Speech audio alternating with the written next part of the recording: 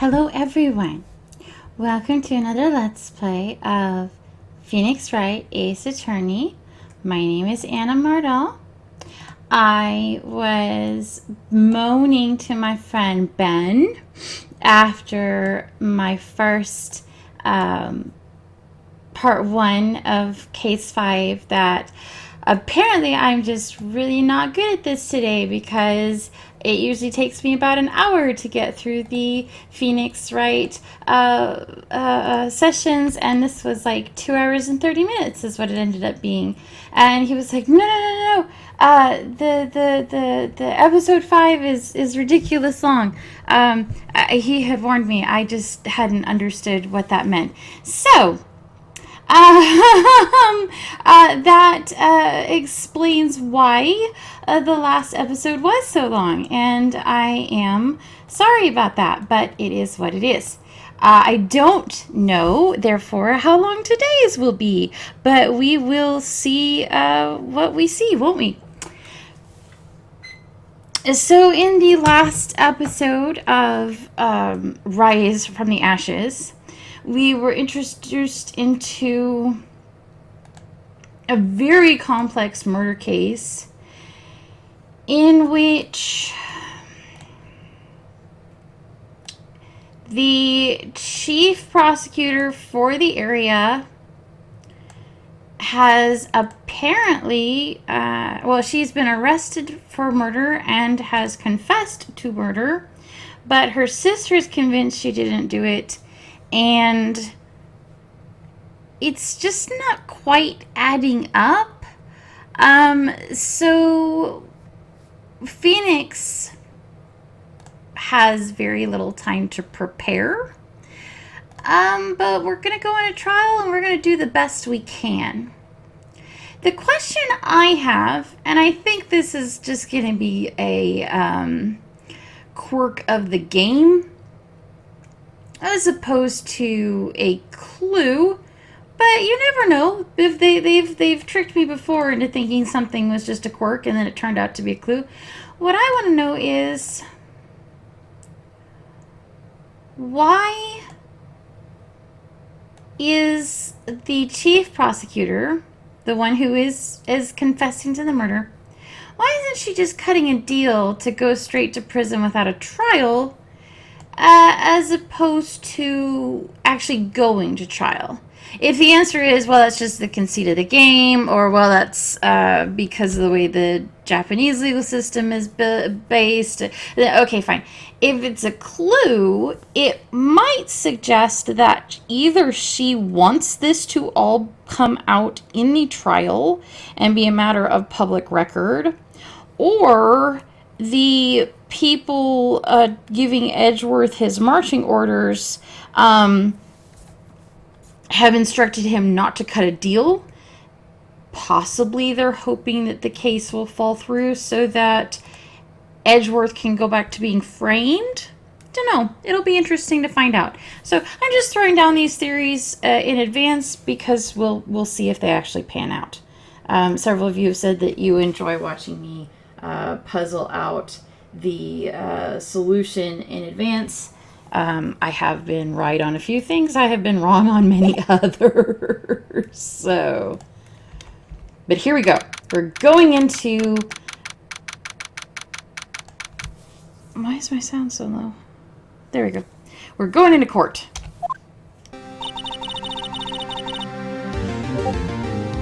How did the investigation go yesterday, Mr. Wright?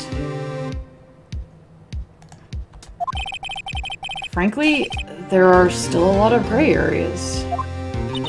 Or rather, the whole thing is one big gray area. Don't worry about me, no matter what the outcome. I'm ready to accept my fate. I would really love to talk to somebody about what the prosecution dress code is in this area, because it's like Von Karma and Edgeworth are wearing these ruffled neck things that look like they stepped out of a Jane Austen period film. And here Lana's wearing like a general uniform with medals to the point where I kind of think she came off of a Navy ship. And I really want to know if that scarf is like part of a uniform, or if she's really into like breath play and that's hiding some some markings, or if it's just her attempt to add like a jaunty piece of colorful flair to her. I just want to know. That's all I want to know. I believe in you, sis. Mr. Wright, let me offer you a word of advice. Yes? A defense attorney should never believe their client. The defendant is called to trial because they're suspected of wrongdoing. Never forget that. Miss Skye, you have that entirely wrong. You remind me a lot of Mia. What? No? Mia said, like, the exact opposite. That all we have is our belief in our clients. It's so weird.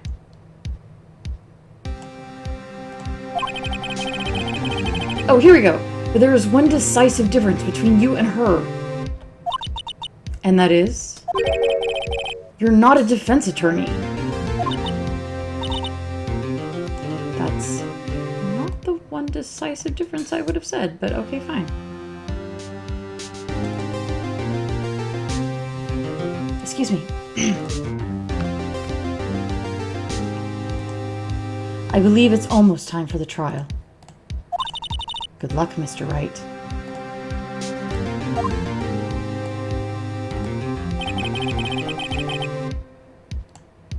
My first trial, without a Fae helping me. I mean... Yes...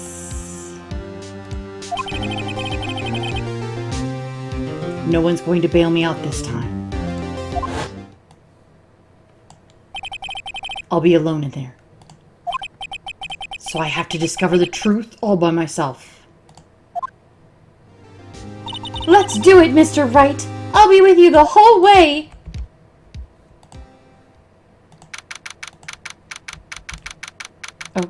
Okay.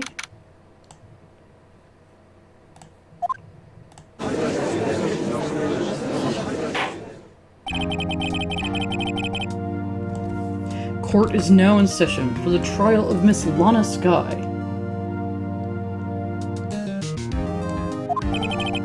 The defense is ready, Your Honor. The prosecution has been ready for a while, Your Honor. Okay. Good for you? Edgeworth. Yes. Just that exasperated. Okay.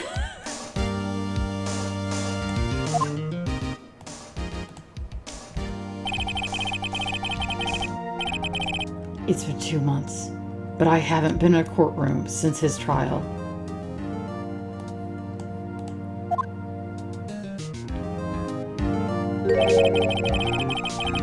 I hope that personal feelings will not be a part of the proceedings today, Mr. Wright. Oh, you still love me, you know it. You're welcome to try to pretend you don't.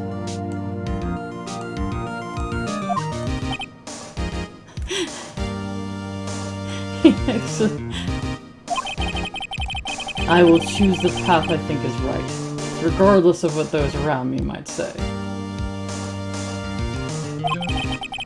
The judgment to be made here is in our hands, not those of anyone else. Okay.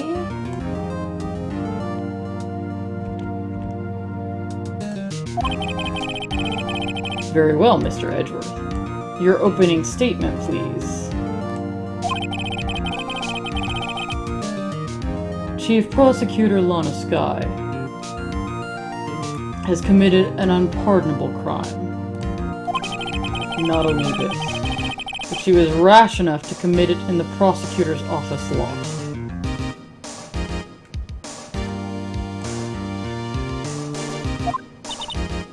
Wow, he's much more forceful in person. I suddenly feel like confessing to everything. However, she will now pay for her rashness with her life. There was a witness to her crime. A professional witness. I'm sorry, a what?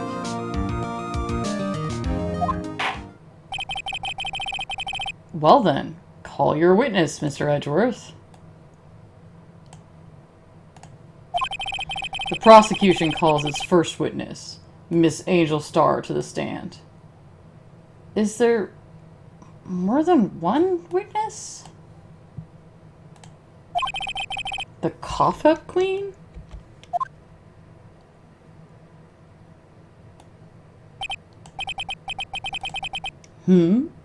Haven't I seen you somewhere? You ordered the caviar lunch, right? Oh, caviar! I've never eaten caviar before. The judge is really wolfing it down. Oh, and for you, I have a Fiesta Bowl. Thanks.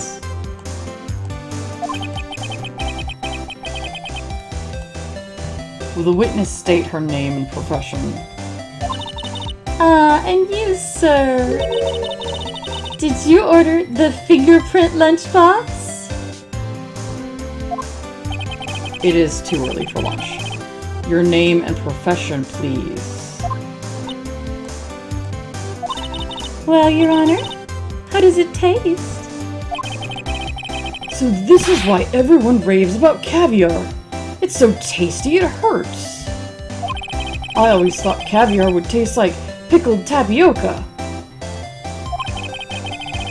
The heck does pickled tapioca taste like? Yeah, I'm on his side. Name, profession, now.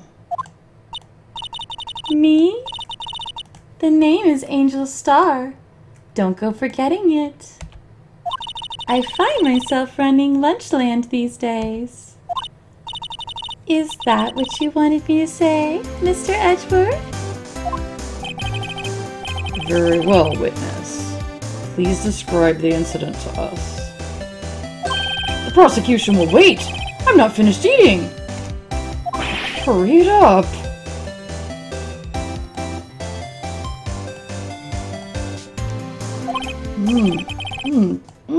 Very well, Mr. Edgeworth. As you know, we usually call on the police to provide a description of the crime. Your Honor, as Mr. Edgeworth has said to the court, I am a professional. Oh, what does that mean? Until 2 years ago, Ms. Angel Starr was a special investigator with the police. What? She was a first-rate homicide detective. What? Miss Starr was a detective? Yeah, that's new to me, too.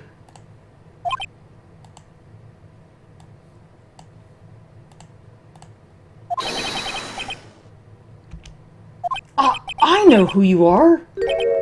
Cough Up? Cough Up Queen Angel Starr, Your Honor. Long time no see.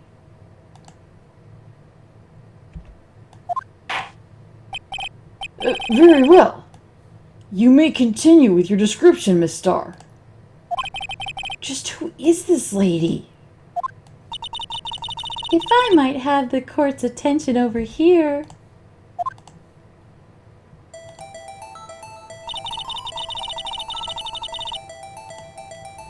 The parking lot at the prosecutor's office is divided into 2 blocks. A block is for prosecutor's office personnel. There's only 6 spaces? Somehow I thought the prosecutor's office was much bigger than that. I'm genuinely surprised.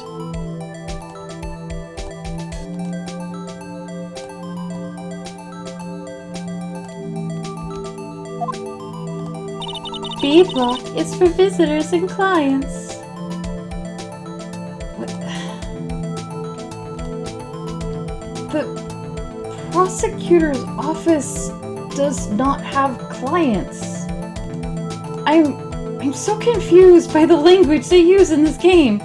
What would a prosecutor's client even be? What?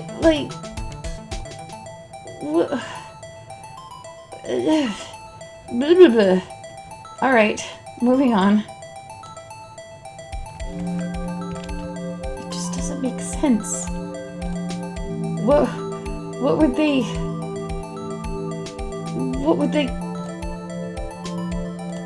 What would their services be? A chain divider separates the two blocks. I suppose that's to keep visitors from taking up prosecutor spaces, yes?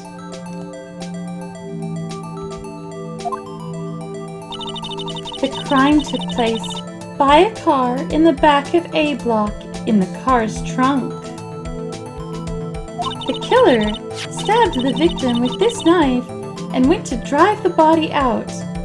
Yeah, I have a lot of issues with the witness being the one to explain all of this. I mean, even if she has a background as a prosecutor, like, this is horribly inappropriate.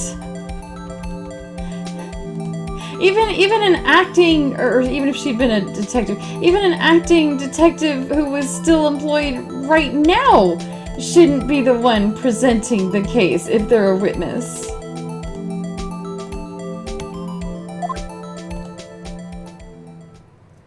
Unfortunately for her, there was a witness, and an arrest was made on the spot. And who was this valiant witness? That's literally me, you know that. Why, it was me, Your Honor! Okay, we've got floor plans, which we usually end up using. Witness, did you see the very moment of the crime? Of course, Your Honor. Immediately after that, I apprehended the chief prosecutor. On what authority? I mean, maybe there's a citizen's arrest concept in this world? Maybe? But... It seems rather cut and dry, doesn't it? No? Well, Mr. Wright, I can't agree on principle, Your Honor. It seems that some poor losers are unwilling to accept the truth, Your Honor. Shall I proceed to crush what little hope they have remaining? You can try, bitch. If you can, then give them your worst, Miss Starr. Are you serious? You're on her side? You're like taking sides? Oh man, you are the worst judge ever. Wait, are they talking about me? Yes, honey, try to keep up.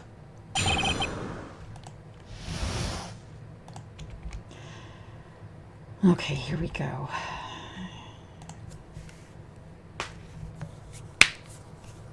I've taken down scarier people than you, woman. Somehow, I always knew a day like this would come. What? Wasn't this your job? I was on my way to deliver a lunchbox to my boyfriend. When I sensed something, perhaps it was my finely honed detective's intuition at work. Through the wire fence, I saw the chief prosecutor standing next to a garish car. How did you apprehend her if there was a fence between you? The chief prosecutor was holding a knife in her right hand. Then she thrust the pointy tip of the knife into Detective Goodman's chest. Bringing a lunchbox to your boyfriend. How touching. As you can see, there is no room for doubt. The key point of your testimony seems to be nothing other than the point of the knife which you saw being stabbed at Detective Goodman. So, how does it feel to be so utterly crushed? I'm still thinking about that. It's merely a flesh wound, Mr. Wright. Very well, Mr. Wright. You may cross-examine the witness.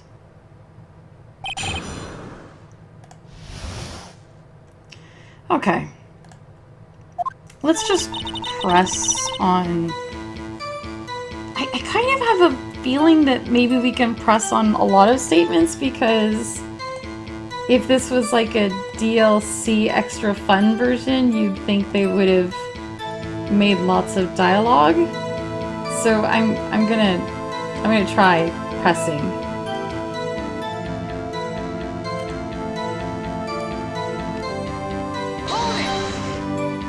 How did you know? I respect the prosecutor's basic abhorrence of crime, yet their methods are ugly and twisted. Twisted methods will always lead to tragedy.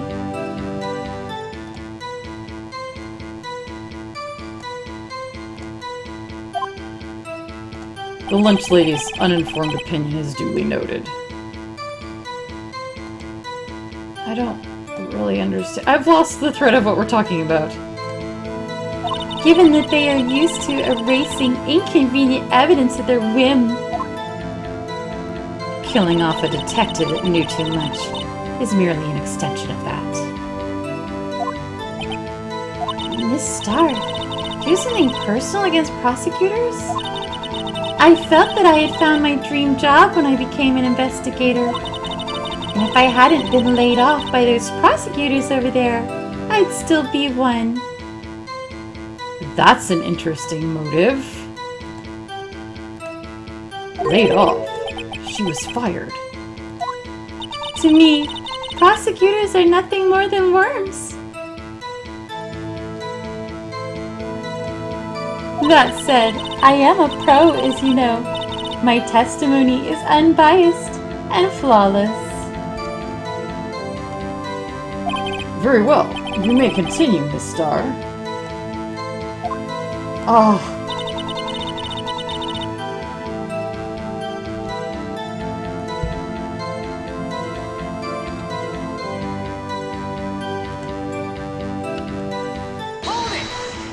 This boyfriend, he's the detective? Not that boyfriend, the security guard. That boyfriend? You have several?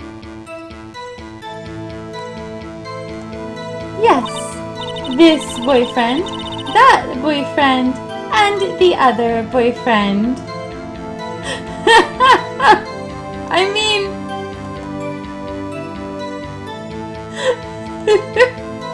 I don't have a problem with that.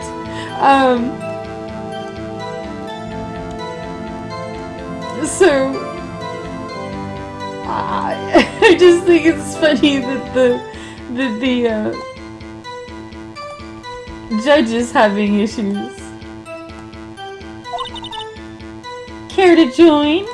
Oh, jeez Louise. The yet another boyfriend position is still open for applicants.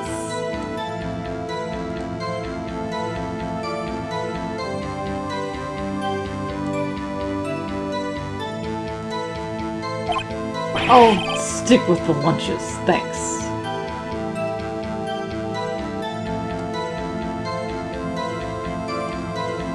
Note to self, the judge had to think before replying. The security guard room is in the lot, in A block.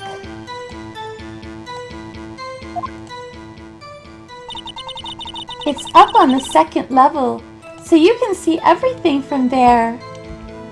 I thought she was through the chain. That would be the room with the security sign. Incidentally, did you bring your lunchboxes by car? Since I'm a visitor now, I parked in B block.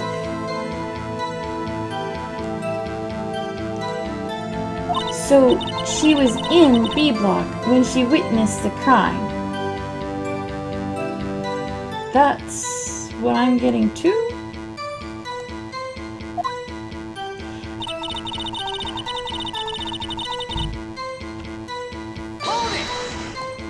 You sensed something? So you're saying you had a premonition of the murder? It felt like... how would you say? Oh yes. It was like the feeling you get when you view a pumpkin chock full of seeds. What? I have no idea what that means. Yeah, no, me neither. Speaking of a detective's intuition, wasn't the victim, Mr. Bruce Goodman, also a detective?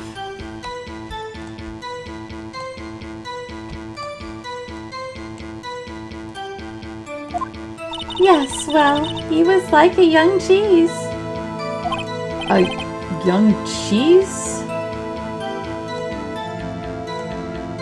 A pale white cheese, not yet tangy, with experience on the streets. A greenhorn.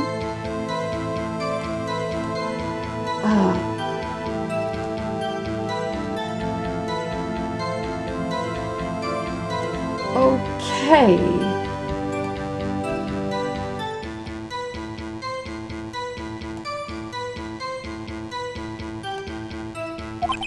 Then I must be hard, yellowed, and sharp as a tack.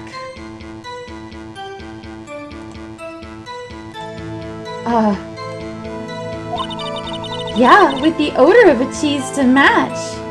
Honey, what are you doing? In any case, there in the lot, I felt something stirring in the back of my mind.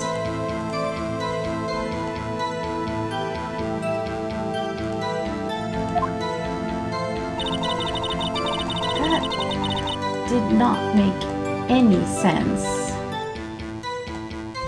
I don't know if I'm allowed to point out that it made no sense, but it didn't.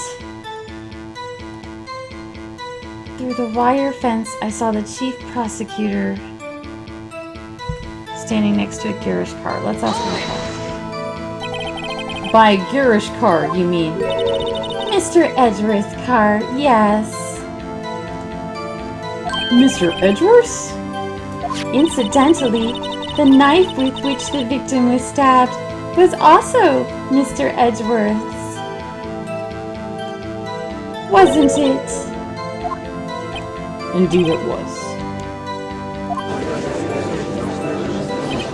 What an odd case this is. And the person you saw, you are sure it was the defendant? I saw her from no further than 30 feet away. I am certain it was her. If she's telling the truth, we're doomed.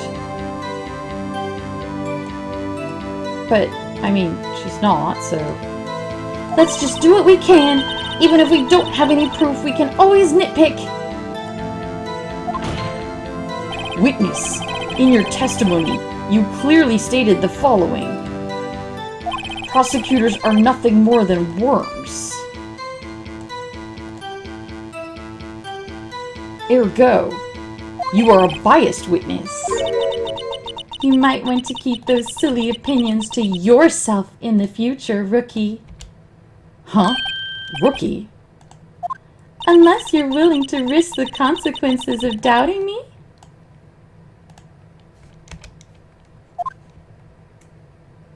I'll fry you like a fritter. Crispy on the outside, chewy on the inside. Your Honor, the witness is threatening me. That was inspiring. Oh my god. When will you die so we can replace you with a judge who is actually useful?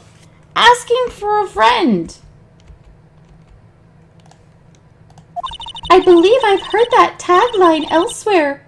You could cry plagiarism? No, baby, I don't really think that's gonna help. I may be relegated to the lowly post of lunch lady, but my instincts are honed. She took a picture. A photograph? You took this? The moment I witnessed the crime, my reflexes took over and snapped. I took a picture. In fact, one of my lunch boxes is rigged with a camera. I suppose that's more exciting than just hanging it around your neck. Witness, why am I only seeing this photograph just now? You think I'd show it to you, a prosecutor? Think again. My boyfriend works in the photography division of criminal affairs. This is most certainly the defendant. I don't know, she's missing her medals. That is unmistakably Lana Skye. So what was the defendant doing at the time?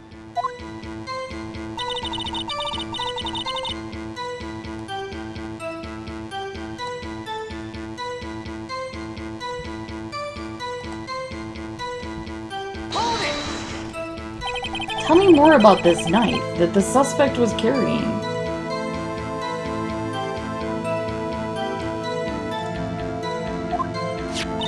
Well, I'd say the blade was about 4 inches long. Isn't that right, Mr. Edgeworth? It is your knife, after all. Yeah, somebody is trying to make sure that Edgeworth goes down if Lana doesn't.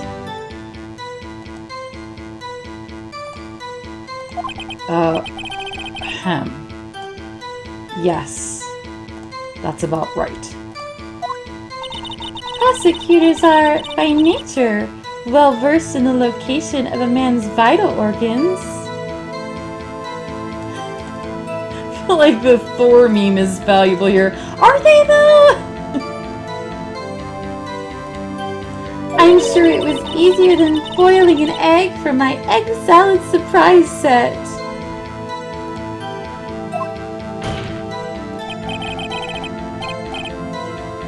You can't testify as to her ability to kill an egg.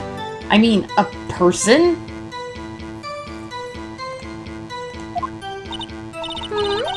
Perhaps a chicken salad set would have been a better metaphor? So, the defendant was holding a knife. What then?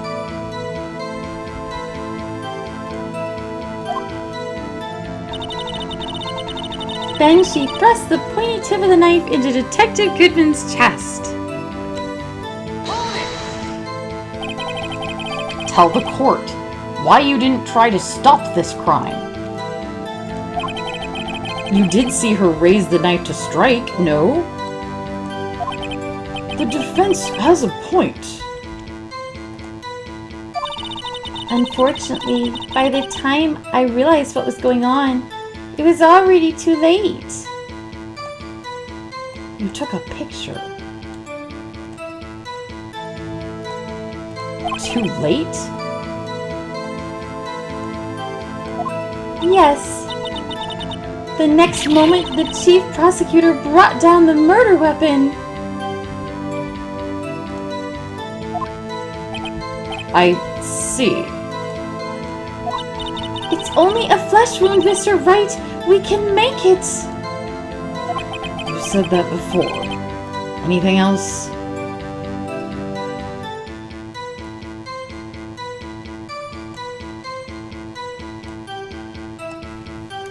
scientifically speaking, Ms. Starr's testimony is flawless. Sounds pretty fatal to me. What do we do? Is this it? Is my sister guilty?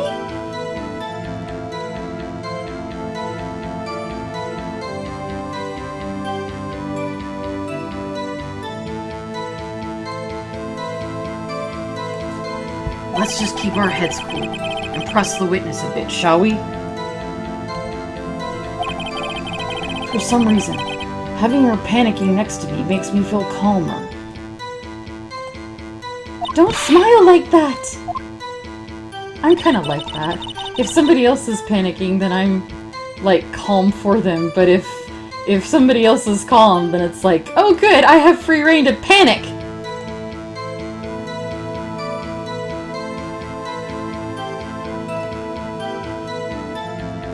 Okay.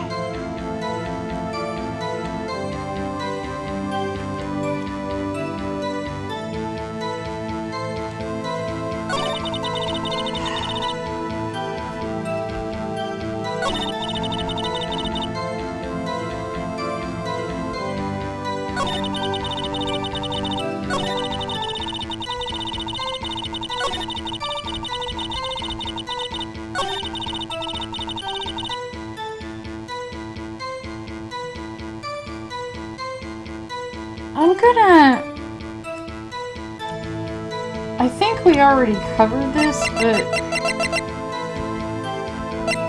I'm gonna press on this whole why isn't she holding a knife in this picture? Objection! You witnessed this. You saw Ms. Sky stab the victim with the knife?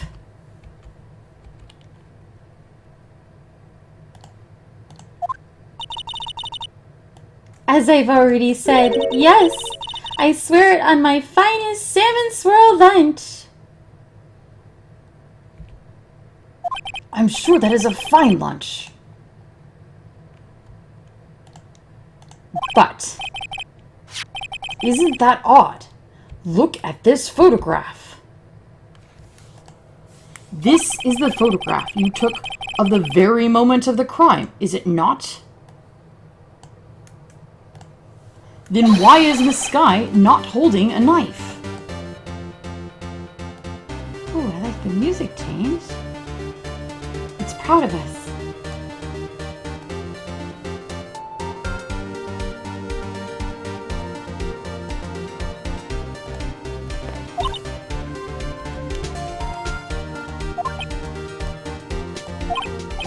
Ahem. Mr. Edgeworth, your thoughts? Objection? That had to be the weakest objection I've ever heard, Edgeworth. Yes, it was still stronger than your ever feeble mind, Mr. Wright. What do you mean, Mr. Edgeworth? This photograph was not taken the moment before the stabbing. This was taken the moment after the stabbing. Objection! And how can you tell that? Yeah, I want to know that too. Blood splatter. Huh? See the dark crimson stains on the chief prosecutor's coat? But it's a black and white photograph. Ah. Yes, it's hard to tell, but this could be blood.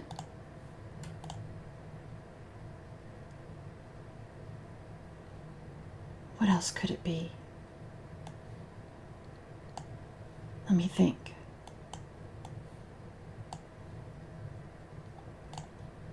It could be oil. Or,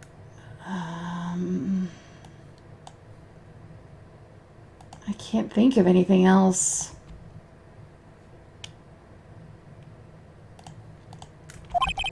Well, Mr. Wright, I see no problem here. No problem, except you.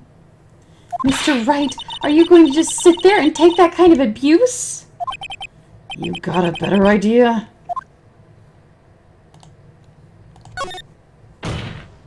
Wait! That contradicts what the witness said in her testimony. Namely, that she took the picture the moment she witnessed the crime. Well, it seems I was slightly unclear. My apologies.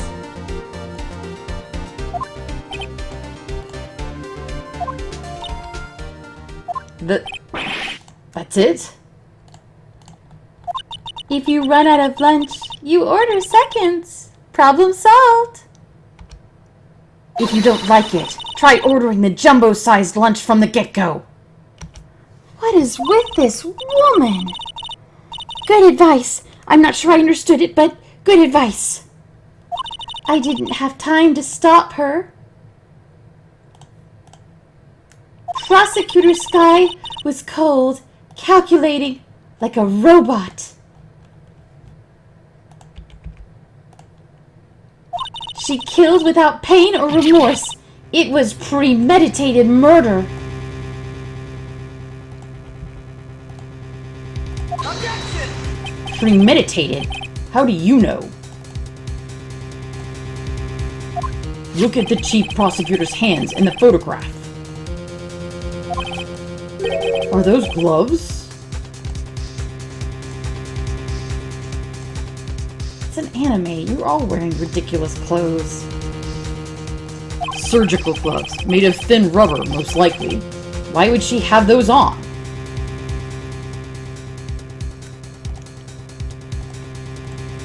Have you looked in the mirror lately? I mean, what you're wearing is far from... If it was not premeditated, she would not be wearing those gloves.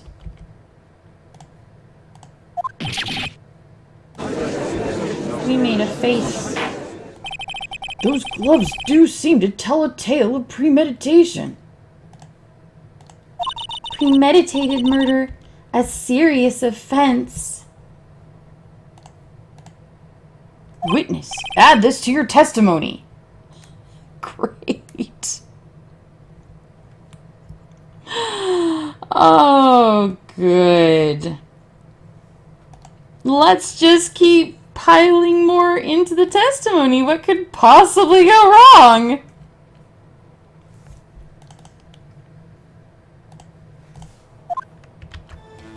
Actually, no, that's good. I mean, it's terrible because it, but it's good for us.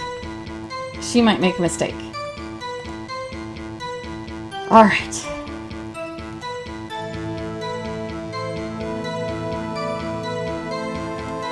The murder was planned. The rubber gloves prove it.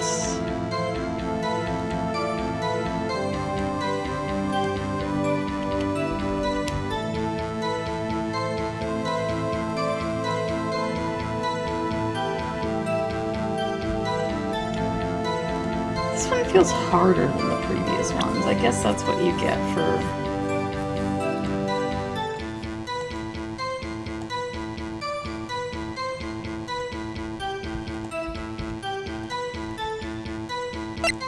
The ID card doesn't help.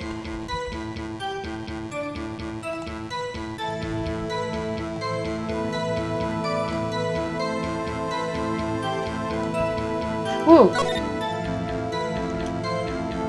Actually, did we look at the back of that?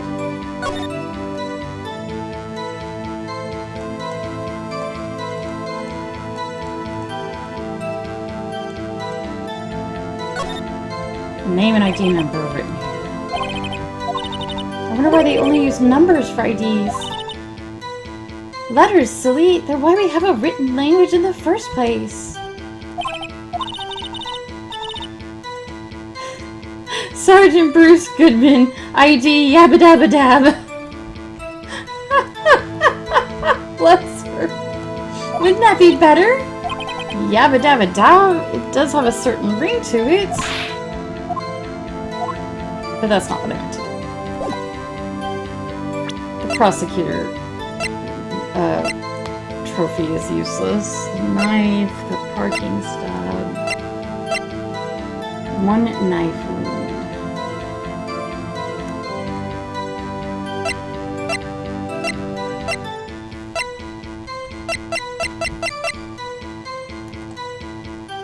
The murder was planned.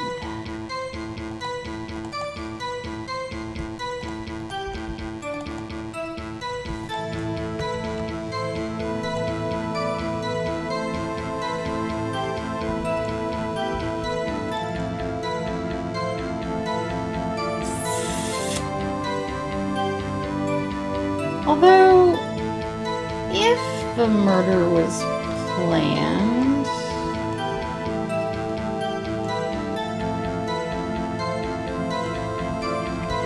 it seems weird she didn't bring her own knife. Did we check that one?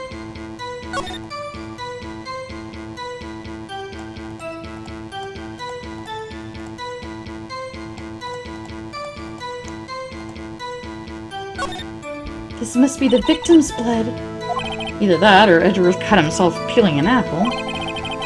What is Edgeworth doing with a life like this anyway? That's what I want to know. Maybe he spends his weekends roughing it in the wild. Yeah. Edgeworth in the wild? I think my fruit peeling theory is more likely. Agreed. Are you kidding? I always pictured him as an outdoorsman. Well, there's a scary thought. Okay, but yeah, let's present that. Objection! Witness, do you know what this is? Are you trying to test me? I sell boxed lunches for a living, you know. That's a knife. The knife. The knife that was in Mr. Edgeworth's trunk. Indeed, it is my knife. Yeah, it's great, guys. Bloody murder weapon. The red car. All belonging to the prosecutor there? The defendant is the chief prosecutor for the district, right? Mommy, are the prosecutors bad people? It's the first time they've had murmurs I had to read as opposed to just murmur, murmur, murmur, murmur. I liked mine better. I'm, you know, not to toot my own horn. The defense has a request. We ask that the witness provide an accurate testimony. Nice burn! What's that, rookie? In your testimony, you stated that Lana Skye planned this murder. And that's why she was wearing special gloves. Seems like a natural conclusion to me. The gloves do indicate planning.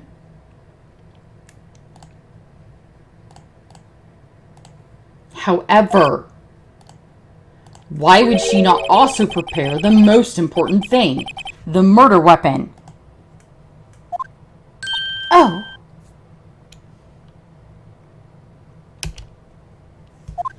This knife just happened to be in the trunk of that car. Ladies and gentlemen, if you're going to plan a murder, you don't forget the weapon! I love the close-ups.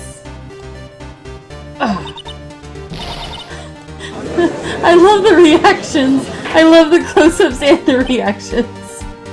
Order! Order! Great! Now the tide is turning in our favor! They make me so happy.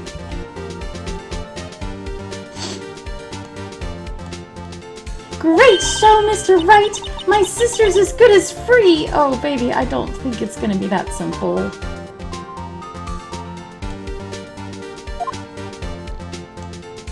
Right. Yeah, case in point. I believe the next lunch you'll be eating is humble pie. Can we stop making food jokes? There's a woman's life at stake. Throwing that out there. What?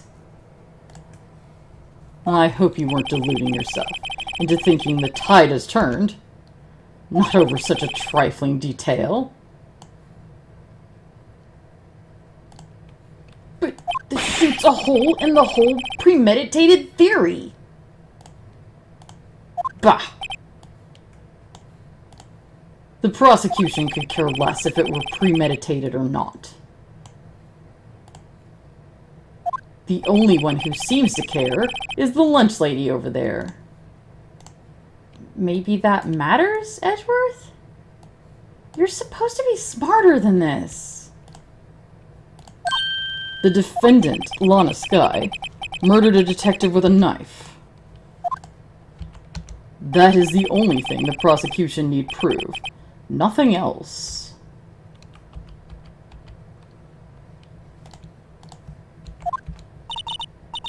Very good, Mr. Prosecutor. I suppose you think you're clever now? But you know as well as I do, she planned on killing him. It was planned. If it wasn't, why would she have been wearing... I believe I'd like to hear your testimony again. Witness, please tell us only what you saw, not what you thought.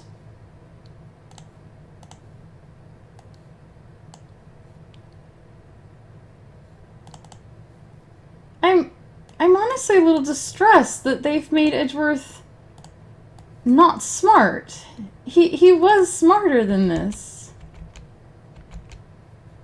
He noticed things like contradictions in testimony. How dare you? My powers of deduction are not to be underestimated. Really now?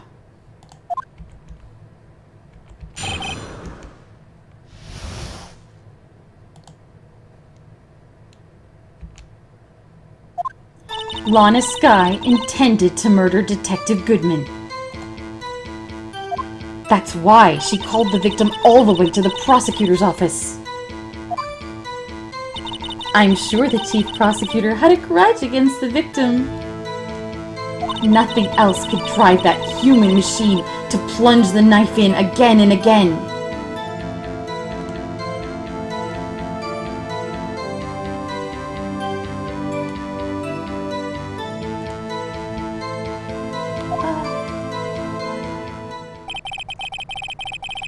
The victim was summoned from the police department to the prosecutor's office.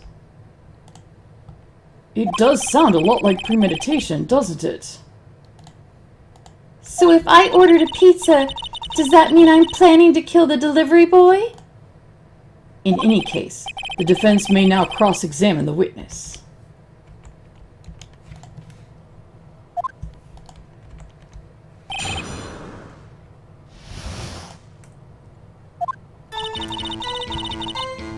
How do you know that? Hold it! You have no proof. That Miss Skye called him there. You have no proof that she didn't. Mr. Edgeworth, thoughts? There is no record of a call made on the defendant, Miss Lana Skye's phone. She might have written him a letter. Come on. You could have tried public phone first at least. In any case, the victim came to the prosecutor's office where he was murdered.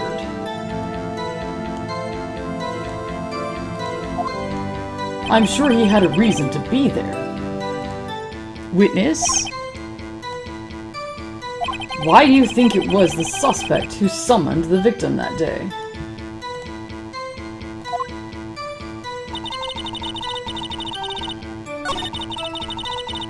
We just lost the language. Nothing else could drive that human machine.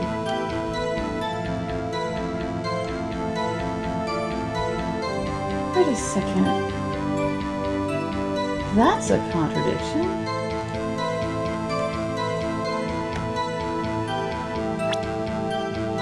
One knife wound. 1. No. Bruce Goodman. 4 and 530.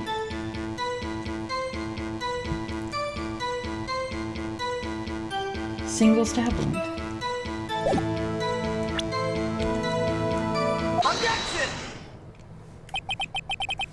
You say she stabbed him again and again. Oh, I should have pressed first. You couldn't have witnessed that. Are you testing me? Then I'll test you. With my moss surprise. I'm afraid the moss is growing under our feet as we wait, Ms. Starr. She does not like him. I can't say I'm a big fan of him right now either. What do you mean? I shouldn't have to explain this, but take a look. The autopsy report states that death was due to loss of blood from 1 stab wound. Good show, Mr. Edgeworth! Huh. So he pointed it out. I didn't think he would.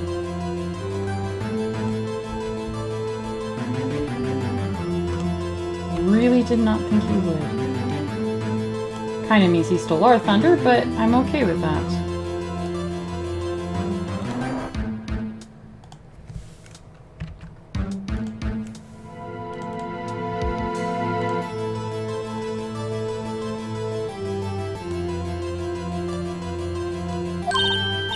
What a hunk! He's my hero, really! Sweetie, please stop doing that. What about my objection? No one noticed? Well, witness?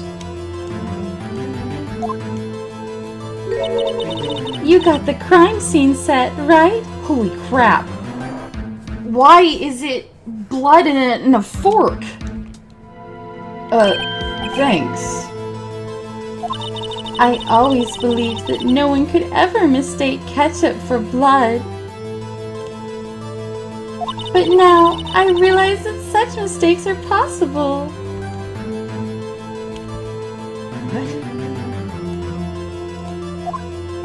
So, you're saying you mistook something for blood?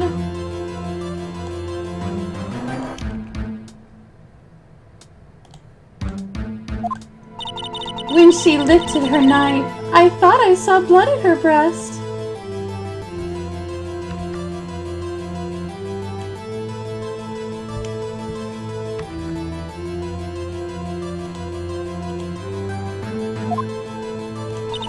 Splattered blood from her victim.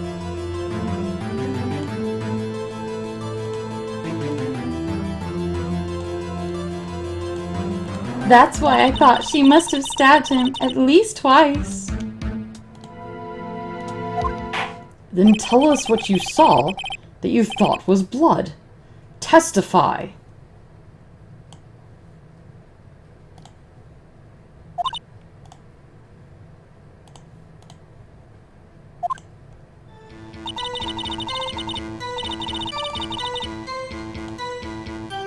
Her red muffler looked like blood to me. That's how ghastly the whole scene was. Her scarf? Wait a second. We've got a frickin' picture. No scarf. There it is.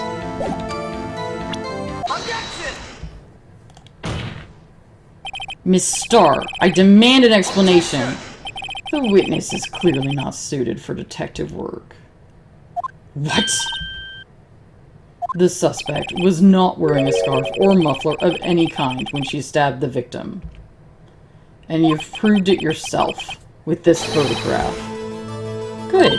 He's paying attention. Only a professional lunch lady could be so utterly clueless. Edgeworth? Congratulations. Perhaps you've finally found your true calling in life. Harsh words, but good. In the end, Mr. Edgeworth prevails. That was my objection. Chopped liver? But it was there. A scarf. No, not that, but something red, really. Well now, where were we? The witness has given us an entertaining interlude, but back to business. What? Very well, witness. Continue your testimony. You saw the crime and apprehended the suspect. Tell us about that. Very well. I do remember some things accurately, at least. Ultimately, we couldn't shake the most important part of her testimony. The most important part? The part where your sister stabs the victim. This next testimony might be the moment of truth. God, what if she's not lying? What if she's just really bad at this? After the murder, the suspect attempted to run behind a partition off to her side. I quickly caught her, explained her rights to her, and arrested her on the spot. Ah, yes, when I arrested her, she mentioned the muffler. That's what had me confused in my earlier testimony. The chief prosecutor made to escape, but against Angel Star, resistance is futile. She mentioned the muffler? You are quite determined about the scarf, aren't you? I strike like a snake and fight like a cobra. That's me, Angel Star. That wasn't a very good metaphor. First of all, a cobra is a kind of snake. Don't bother me with details unless you want to get bitten. No thanks. Note to self, Mr. Wright is weak against poisonous snake bites. The chief prosecutor tried to resist, but her efforts were in vain. She knocked my hands aside, kicked over an oil drum. An oil drum? Oh, she's beautiful but deadly. A predator, this one. A leopard woman. Rawr! Very well, Mr. Wright. Your cross-examination, if you will.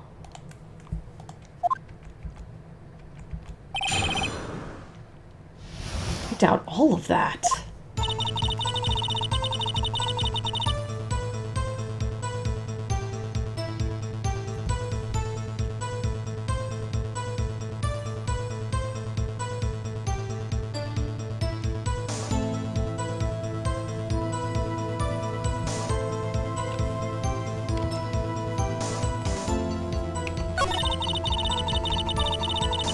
Start with the first one. So, where is this partition on the floor plans? I'm sure she means this wall next to the car. That's right. There was a wall there, about 6 feet high. She was obviously trying to hide herself. Quite a natural thing for a criminal to do. And what did you do then?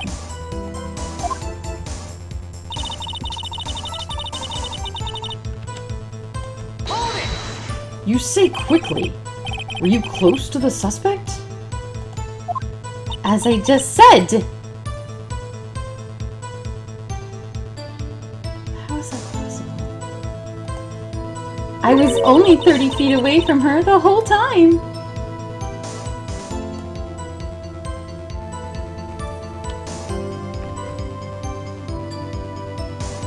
You were behind a partition.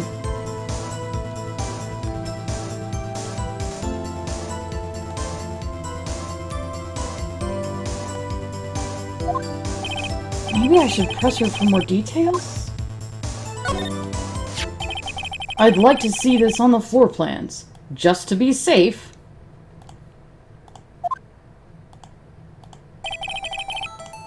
The Lunchland car was...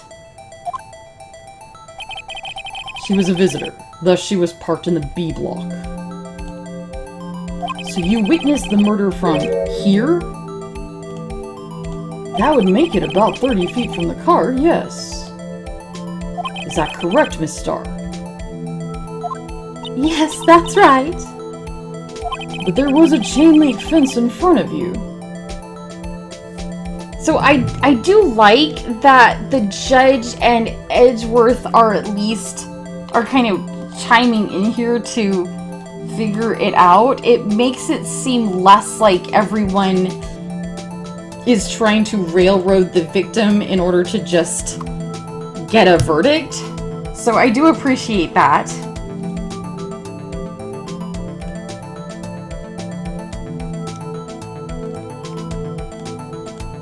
I went over it, of course. Amazing! The cough-up queen, lunch lady athlete indeed! It would have taken her a little time to climb over the fence. Yeah.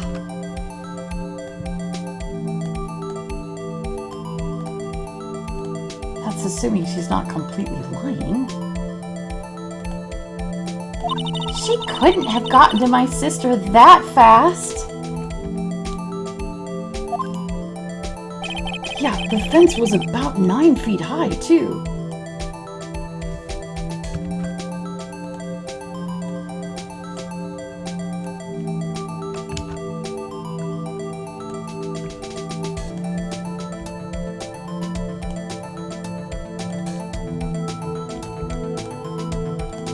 How did Miss Sky not get away?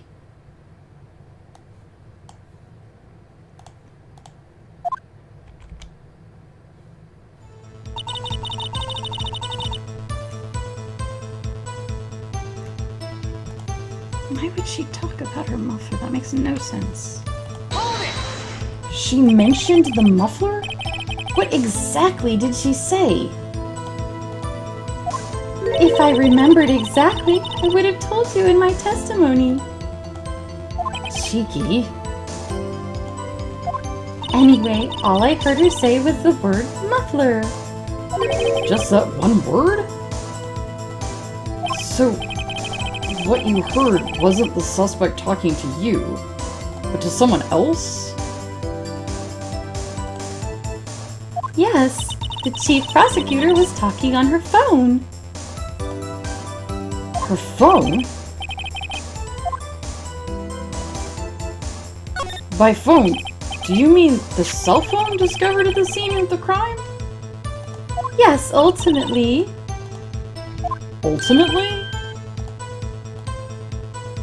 My memory. It's like a salmon heading upstream, you see. No, the court doesn't see Miss Stark. The chief prosecutor first attempted to use the phone hanging on the wall. On the wall? That's right. Near the car, there was an emergency phone on the wall. Apparently, it was out of order. And so she used her cell phone? Indeed, the emergency phone was out of order that day. Good witnessing, witness. Good witnessing? Whatever happened to good testifying?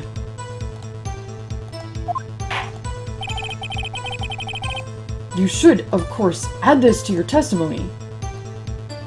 Sure, just edit it all day long. It's not like we need anything like approaching accuracy. The things I do to please this rookie defense attorney. I will cut you.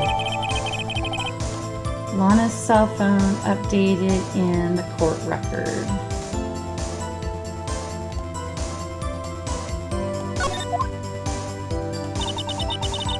I saw it all. How she tried the phone on the wall, but had to use her cell instead. The chief prosecutor made to escape, but against Angel Star, resistance is futile.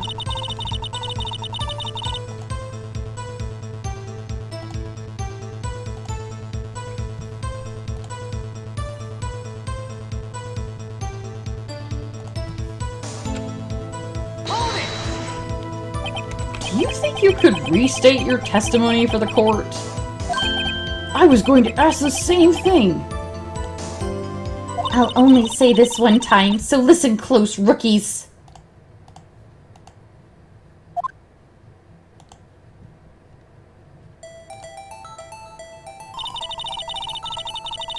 The chief prosecutor stabbed the victim and ran behind the partition.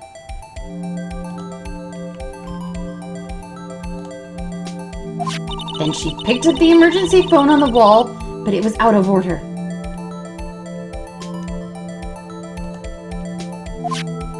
So she pulled her own cell phone out of her pocket.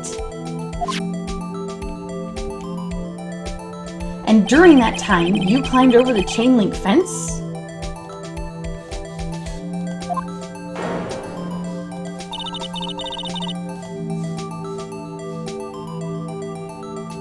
Then, when I boldly grabbed her arm, the chief prosecutor hung up her phone.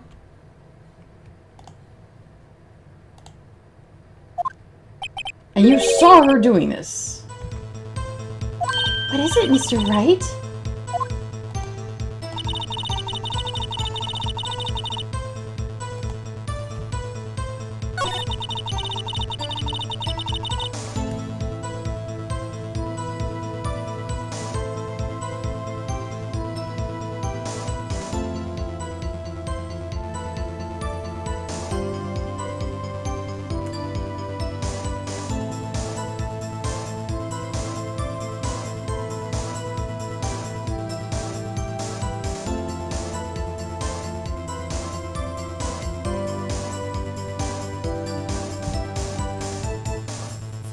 Phoenix noticed a lie. And the lie has to do with her saying she saw it.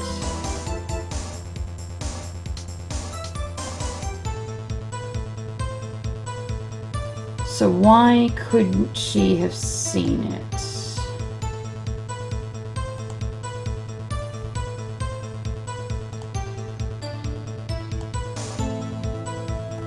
Because the phone was behind the partition.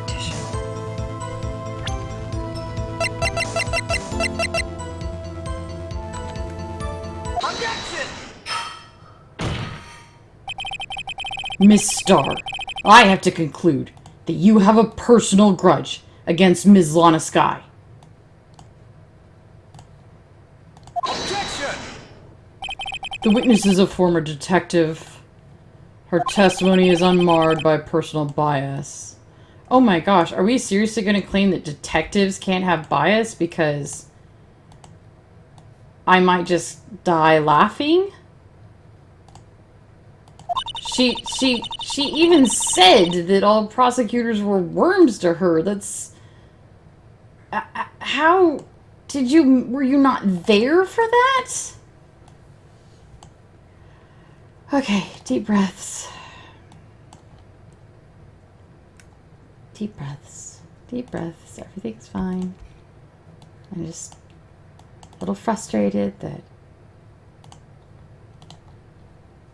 apparently Edgeworth is like, he's this strange oscillation of smart and not smart.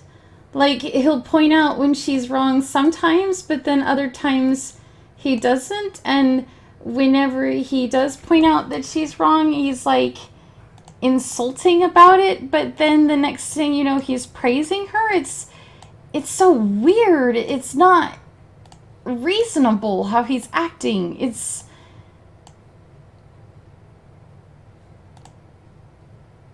I guess that's supposed to be... his hubris, that he just oscillates that way? I don't like it. Well, who would have thought you would be my knight in shining armor, prosecution? You who, together with the chief prosecutor, kicked me out 2 years ago. Oh, that's an interesting motive. That's a very interesting motive.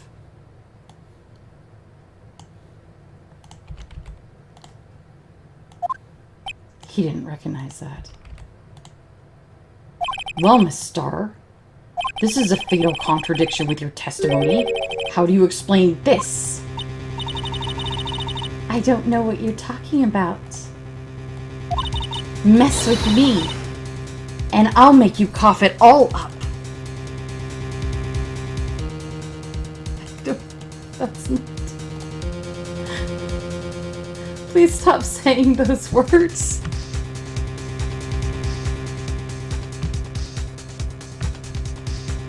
It's very gross and awful.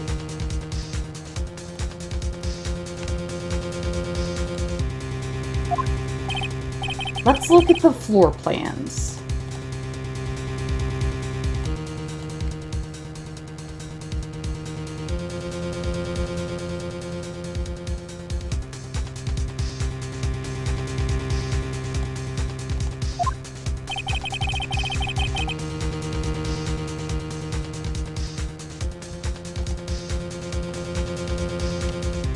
You said you witnessed the crime from this point.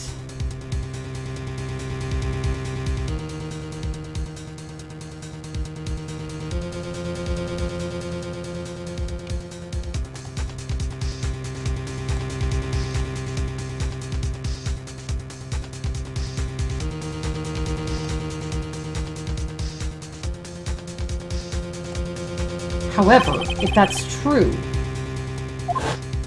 you couldn't possibly have seen Miss Sky making that phone call. Yes, I agree with that, actually. I was afraid I might be wrong because I wasn't sure if that was supposed to be something she witnessed after she came over the barrier, but we're good. I believe you see what I'm getting at. That emergency phone was on the backside of this partition. If indeed you were in the B block, you couldn't have seen it. The reactions are so good. Order! Order! What is the meaning of this? It's simple, Your Honor. She's not coughing up lunch. She's coughing up lies.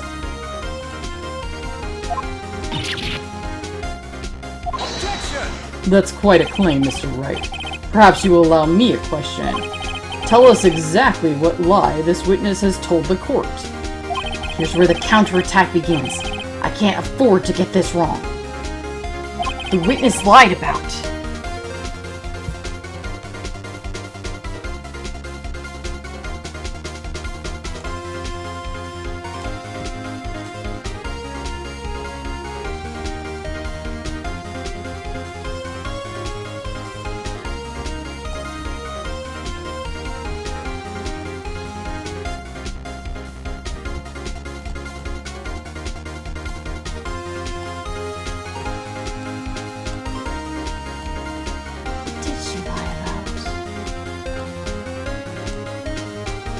Because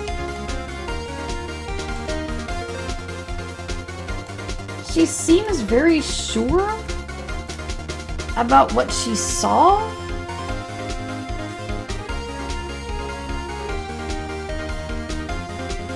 And the order of events seems plausible. But in order for her to see that stuff, she had to be somewhere else. Did she really climb that chain link fence?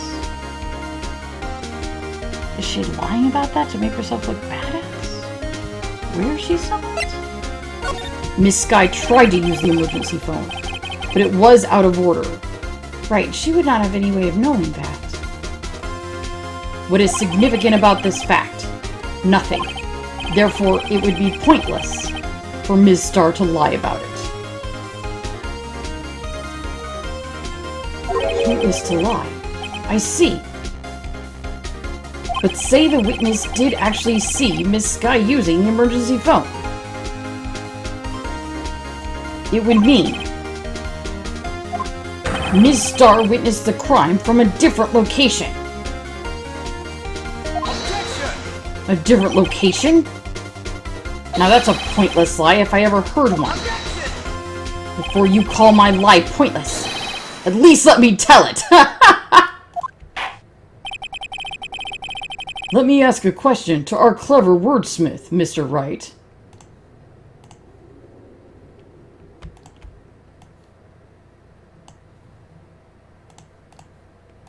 Just where was the witness when she saw the crime?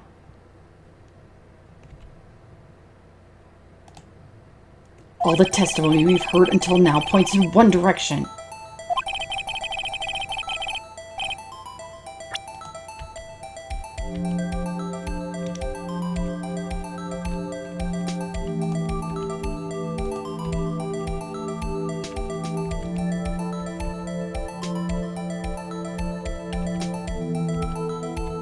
Okay, but in order for her to have seen what she saw, right?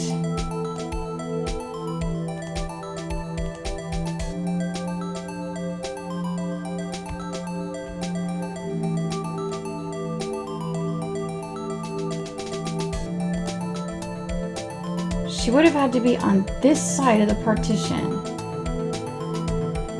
So she was either here or she was with her boyfriend in the security room. Why wouldn't she just admit to that? That's what I don't understand. You'd think you would.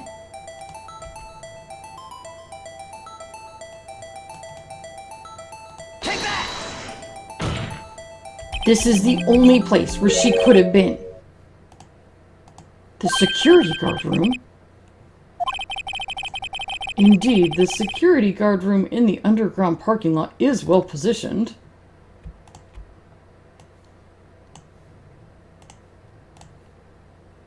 It's built on the second floor, so you can see the entire lot. She would have been able to see the emergency phone from there. But why there? There are many other places where she could have seen the phone. Not in this case, Your Honor. The witness, not being part of the prosecutor's office, couldn't park in A block. Oh, right. Okay, that's fair, yeah. The only place where she could have seen the crime in the back of the partition is here. Oh, that's a good point, yeah. I remember in your testimony you said you brought a lunch to your boyfriend in the security guard room, yes? Well, Ms. Starr? How many years have I been getting the better of men? To think that the tables could be turned.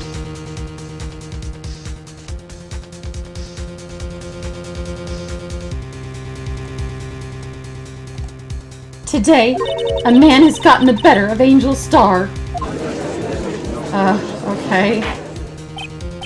Order, order, order! Witness, what have you done? You used to be a detective. You should know better. I'm not turning back. The guilty will be punished. And I'll do what I must to make sure justice prevails. Guilty? Is she talking about Miss Skye? Mr. Wright, doesn't this strike you as odd? Why did Miss Starr lie? It doesn't make sense. Huh? She could have just said she saw the crime from the security guard station. It wouldn't change anything. Exactly. This photograph tells all. It was the defendant who stabbed the victim. The truth still stands.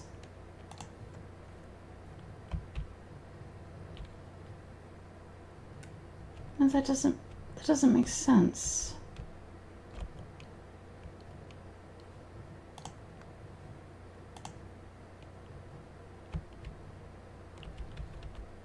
That doesn't make sense at all.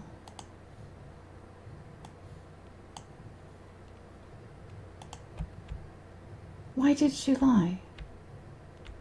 She wouldn't have done it for no reason. It doesn't make sense to do it for no reason.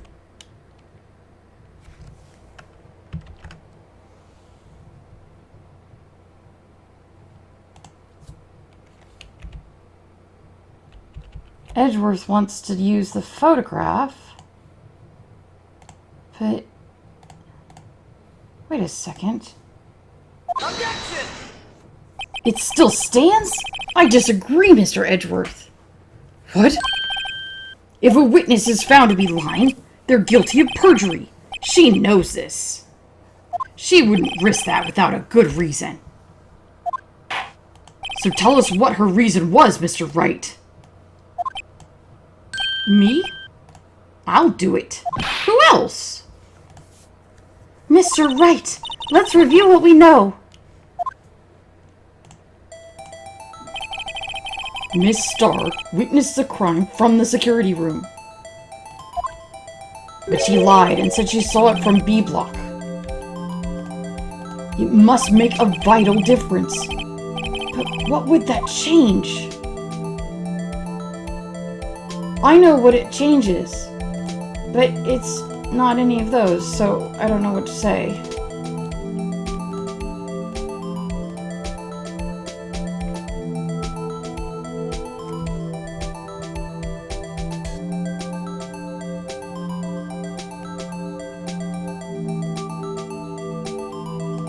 It changes. The photo had chain link on it, and so there was a chain link that was supposed to be separating them, but now the chain link isn't between them. So it's like angle of view to the crime, but that's not quite what I want.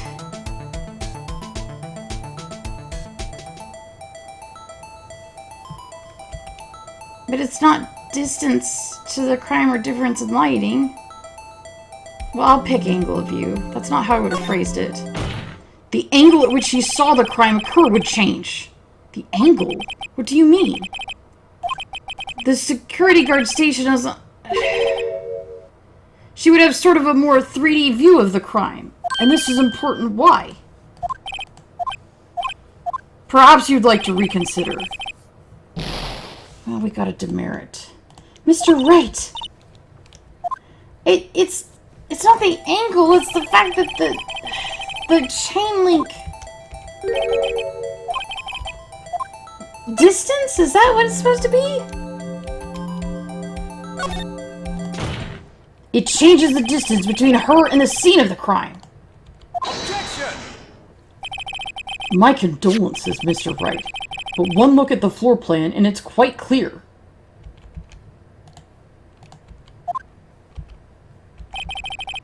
The distance between the scene of the crime and the guard station is 30 feet. I don't know. I don't see how that would change what she could see. Objection! What she saw is not the question here. What matters is the time it would take her to reach the scene of the crime.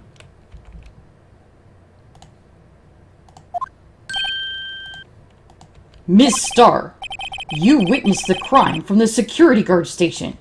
How long did it take you to go from there to the scene of the crime where you arrested Miss Scott? Well, witness? You Yes?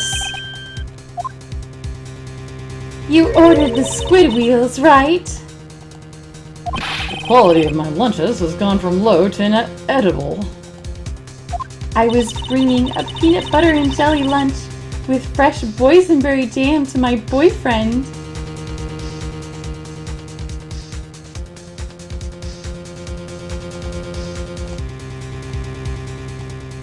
These insults would probably be better if I knew more about cuisine. Boysenberry for the boyfriend. That's important. Write that down. He wasn't in the station, so I waited.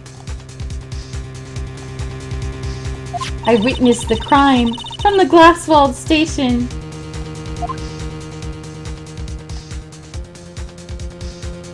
And before I knew what I was doing, I found myself running towards the scene. But the door was locked. I couldn't open it.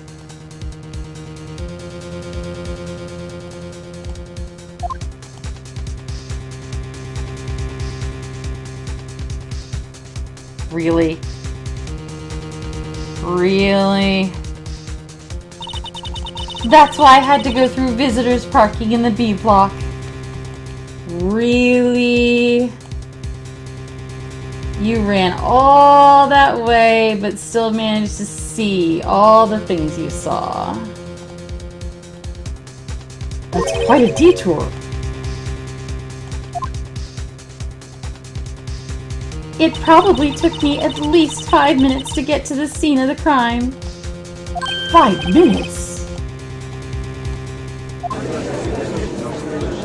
This changes things considerably. But it was that woman over there in the defendant's chair who stabbed him. I know it.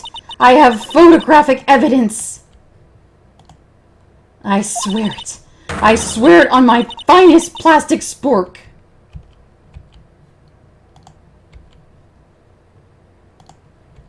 Does that make the camera wrong then? But so she literally stopped mid-sprinting to save him in order to take a picture? Seems kind of harsh. You have a point. And the spork is a wonderful invention. Would you like another caviar lunch? Absolutely. Uh-oh. Mr. Wright, you have to do something. Do I have any evidence to stop this? Objection! 5 minutes between witnessing the murder and the arrest? Think about it. You could make pasta in that amount of time, if you like it al dente. I've got lunch boxes that tie pasta into knots, rookie. A 5-minute blank. Isn't that strange? Strange. If you were a criminal, what would you do with 5 minutes, Your Honor? Well, I guess I'd flee the scene. Hey! Don't get the wrong idea. I didn't kill anyone. But you have the instincts of a killer. You would run. But this time was different. Miss Sky dawdled at the scene of the crime. She even had her picture taken.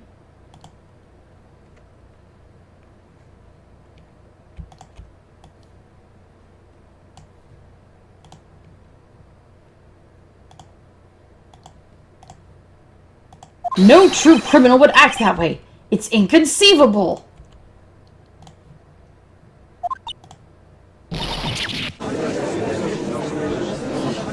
I know she's lying, but I don't know what happened. Well then, it seems we've come to the end of this testimony. The witness has a grudge against the defendant, and a blank in her testimony. Mr. Edgeworth, is the next witness ready to go? Unfortunately, I appear to have overestimated this witness on account of her professional history. We did it! We screwed that can shut, Mr. Wright! That was too close. I'm afraid that the cough-up queen has been dethroned.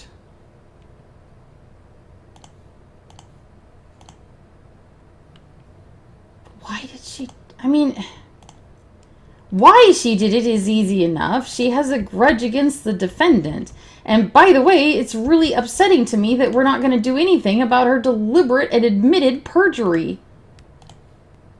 And with that, court is adjourned.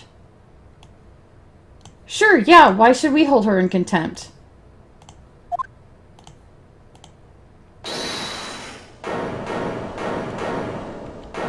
Hold it! Mr. Edgeworth, you ordered the squid reels, right?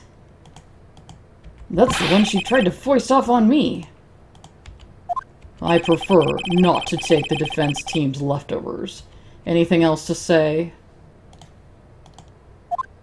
I might be able to save you. I have decisive evidence. What was that? Is this another one of her tricks? My apologies, but we have no further questions to ask of you, Miss Starr.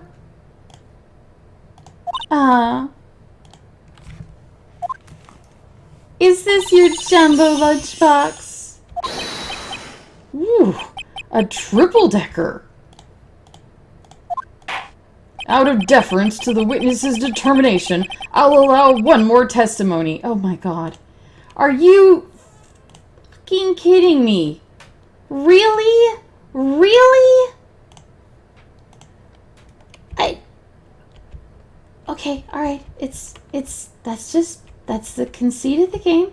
The witnesses all lie, but you find out what's wrong and you get it right. It's not, everything's okay. Breathe.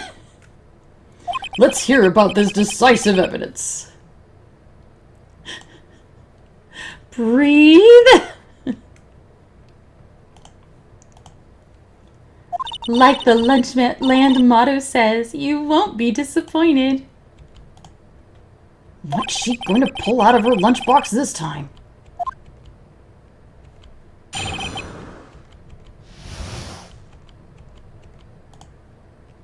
I should have mentioned those 5 minutes when I wasn't looking at the crime scene. And now, to the matter of the victim's shoe. Did I not bring this up?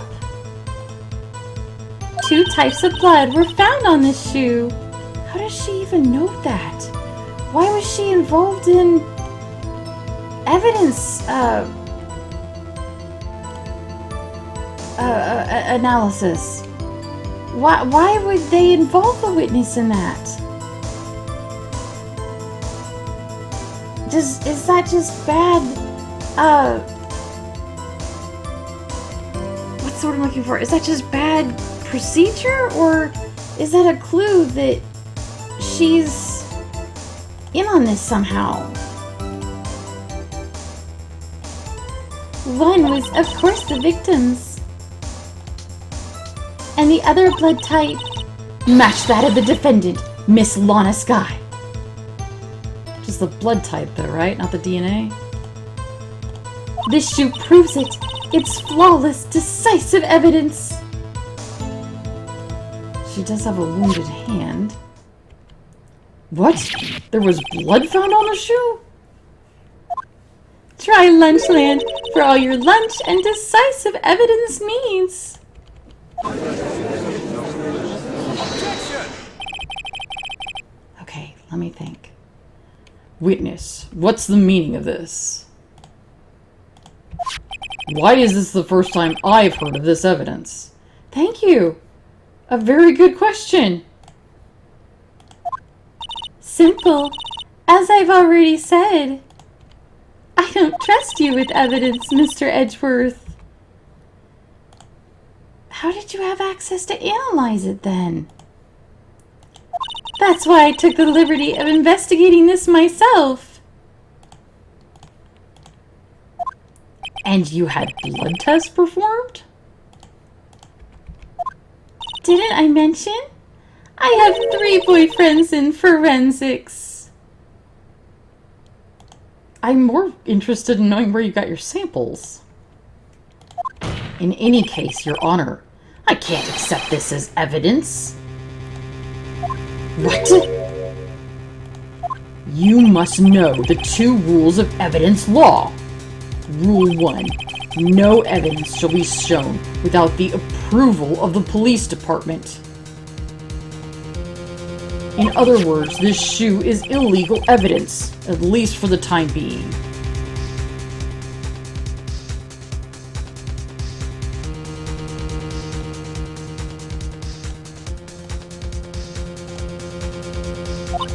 Is that right, Mr. Wright?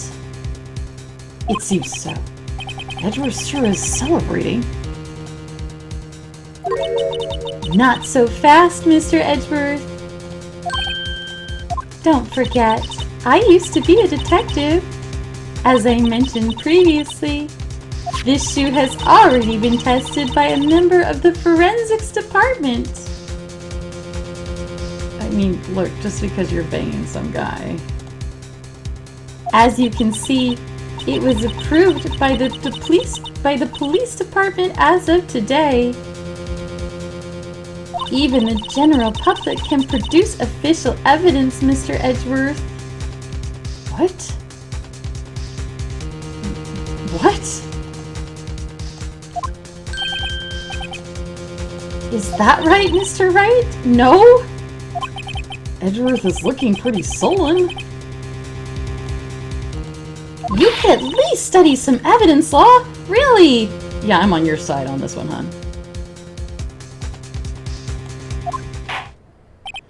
The prosecution's complaints notwithstanding, it appears that this evidence satisfies the first rule of evidence law. However,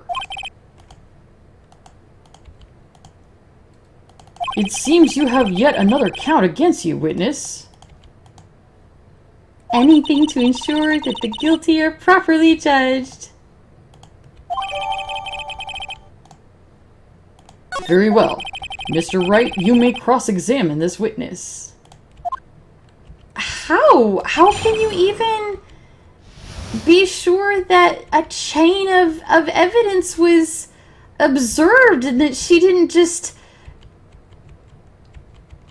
steal the victim's blood and plant it on this shoe? I mean, where do you even freaking start with this?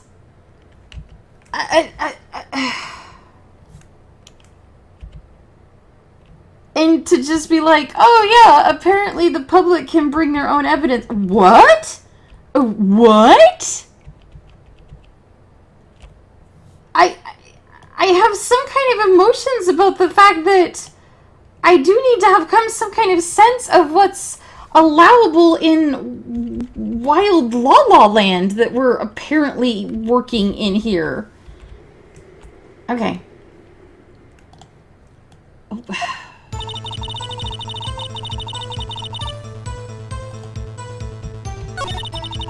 Why didn't you mention it? Why did you lie about those 5 minutes? I guess you could say I just wanted people to look at the results. The results. How many times do I have to say this? I saw the chief prosecutor stab the victim before my very eyes. Compared to that, a 5-minute blank means nothing. No, that's not how any of this works. Then why didn't you just tell the truth? Don't make me laugh. We're dealing with the most untrustworthy of the vile lot known as prosecutors. Falsified evidence, arranged testimonies, erasing and manipulating evidence. When you fight monsters, you need to use every trick in the book. This is when the suspect is admitting she did it? But false testimony is the most despicable crime of all, Miss Starr. Let's just get this over with. No, absolutely not! She's not credible as a witness. She's tried to lie multiple times. You don't reward that with just, well, okay, so she's probably telling the truth now. She lied all those other times, but probably it's fine now.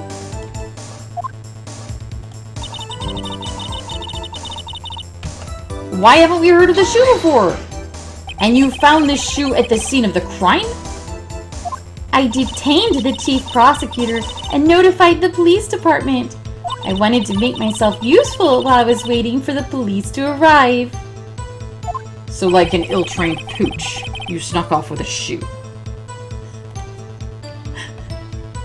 You know, I don't always love my boyfriend, but he does bring the insults when they're needed, and you gotta give him credit for that. You gotta.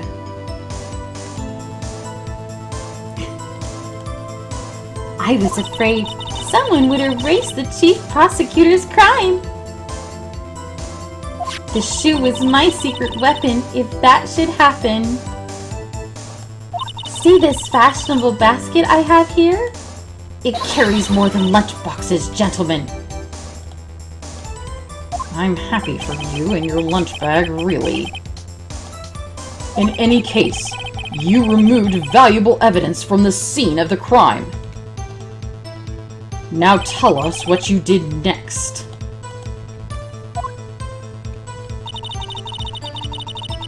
How do you have a sample of her blood?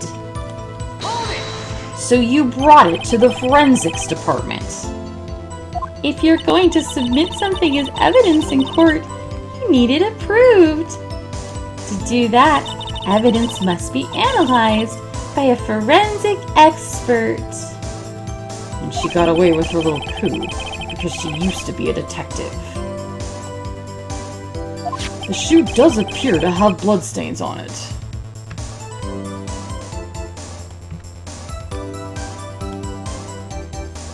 Well, the man was stabbed after all.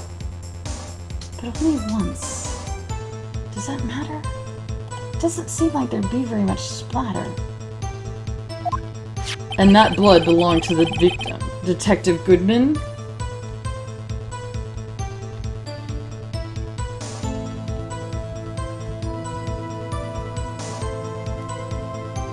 As I said, there were 2 types of blood found on the shoe.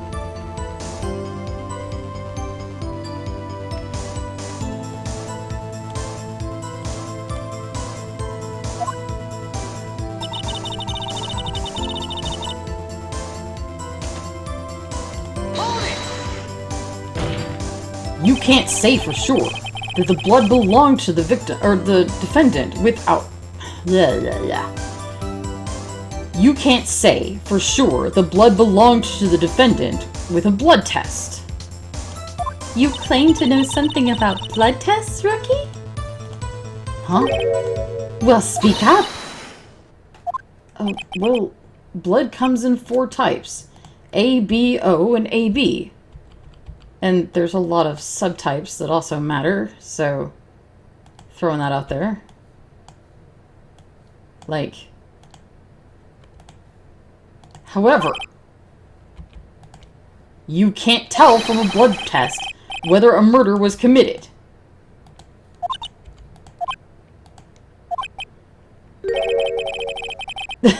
Whether a murder was committed in cold blood. That's just a figure of speech, Mr. Wright. Actually, we can differentiate between millions of types with all the blood tests out there, which means we can more or less narrow any sample of blood to just one person. Or so I hear. Well, no, that's not in question. I'm asking how she got a sample of the victim's blood. There we go. If I had a little more time, I would have gotten DNA test results. But they said there's very little doubt it could be anyone but Ms. Lana Skies. Then they lied, because that's not. What was your sample used? You can't just narrow it down to 4 types and say, yeah, it's unlikely it was anybody else's. That's not how it works. So the suspect's blood was found on the victim's shoe. That ties her directly to the death of Detective Goodman. No, it doesn't. Oh, edgy baby. It's like you come so close to being smart and then you sort of trip on your own feet and sort of fall headfirst into a sewer. It's so depressing. I was afraid he was going to say that.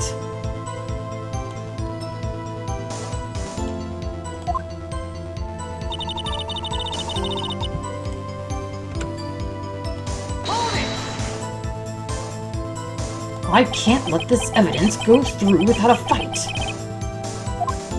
You ordered the peppered fish guts, right? Some like it hot, Mr. Wright. Some, like your client, she's in enough hot water to make a whole vat of soup. Mr. Wright, do you or don't you have a problem with this shoe? Problem. This is critical. Is there a problem with the victim's shoe? I mean, yes. But I don't know if you guys realize it.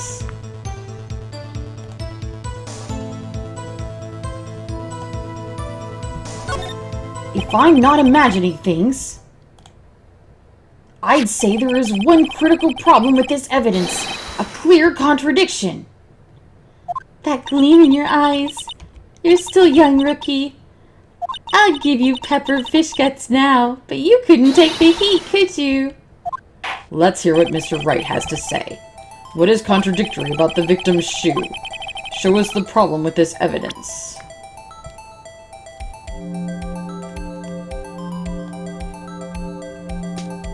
Whoa.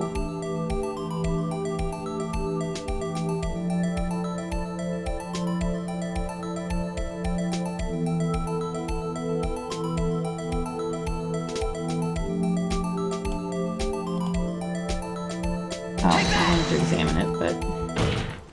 I wonder if you noticed. There's blood on the bottom of this shoe. Don't mess with me, rookie. Or it'll be your blood on the bottom of my shoe. Indeed, there is quite a bit of blood on the bottom of the shoe. It makes sense. The victim was stabbed with a knife. What could possibly be contradictory about blood on the bottom of his shoe?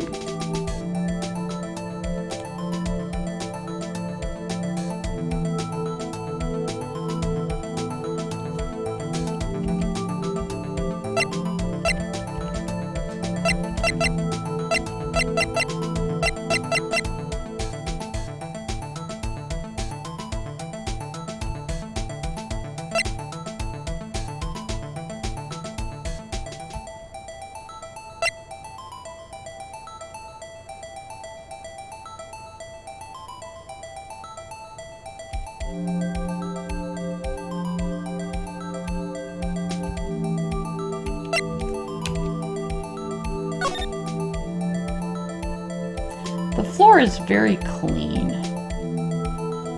That's all I got. The problem lies in the footprint. The footprint? Note that the bottom of the victim's shoe is covered in blood. Then isn't it strange? Why weren't bloody footprints found at the scene of the crime? Aha! As you can see, there were no traces of any such footprints at the scene of the crime. I was going to say there's no blood for him to step in, but that too is a good point.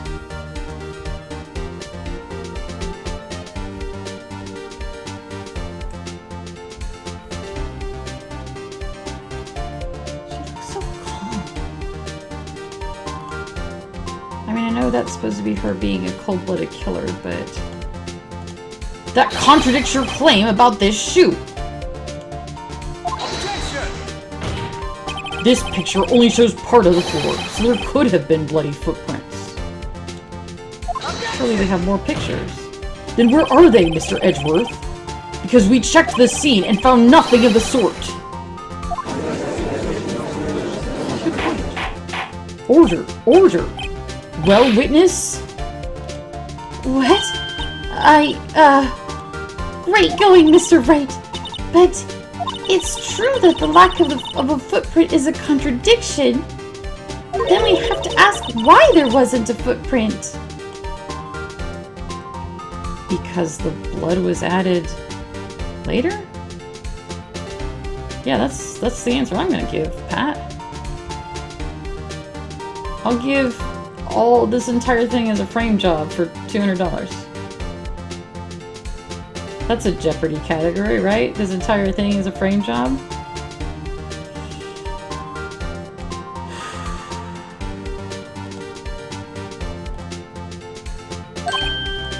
That's true. There has to be a reason why there wasn't a footprint. Think, Mr. Wright, think!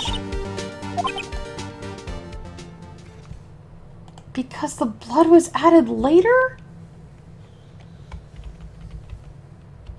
Because this isn't really the victim's shoe? Because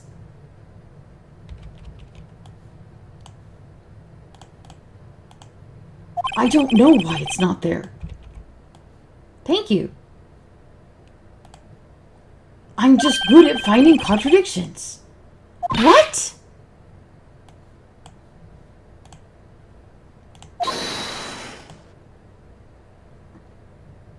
I see.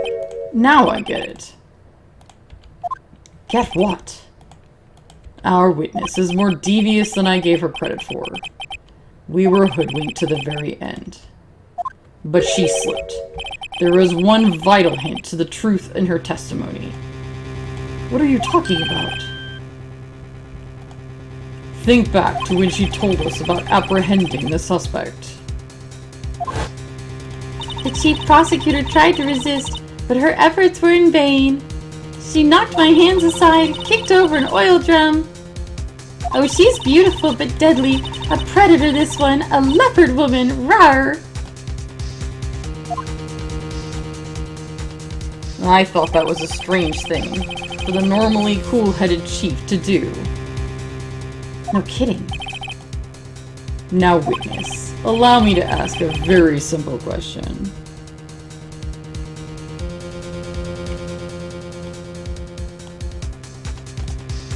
This oil drum, was it empty? Oh, that! I'm not sure I like your attitude, Mr. Edgeworth. Try being his boyfriend, lady. Though apparently, you're not the slowest conveyor belt in the lunchbox factory. Your metaphors are becoming increasingly impenetrable. Witness! Well, was the oil drum empty? The oil drum kicked over by the chief prosecutor was brimming with water.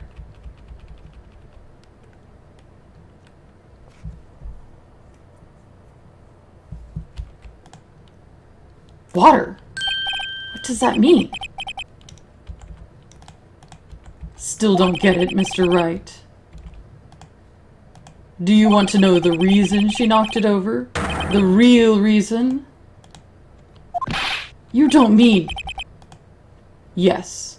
The suspect kicked over the oil drum for one reason and one reason alone. To erase the bloodstains that would become evidence against her. Then why did she confess? That makes no sense. That's silly. That ties things up quite nicely. No, it doesn't! The bloodstains left on the victim's shoes tie her quite clearly to the murder. Then, after the deed was done, she knocked over the oil drum to erase the telltale signs. Why, that's the prosecutor's specialty. Erasing evidence. That reminds me, Miss Sky's right hand was hurt. Didn't she say she'd cut herself when she stabbed him? So that's when my sister's blood got on the shoe? Well, I see no reason to prolong this trial. I see many reasons to do so. Mr. Wright, do something, please! What? What can I do? Your sister has confessed to the crime and apparently tried to conceal it. That doesn't make sense! Why would she do it if she confessed? Like...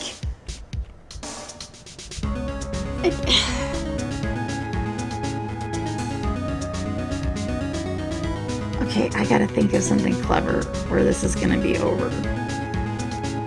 And we're gonna convict her on the say-so of someone who is clearly lying and has perjured herself multiple times, and in fact has admitted to perjuring herself multiple times. But... Enough. There is no need for further debate. The verdict, Your Honor.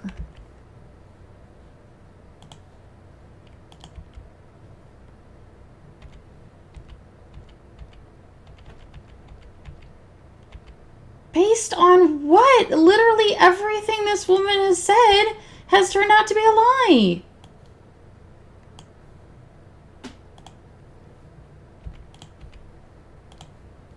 Very well.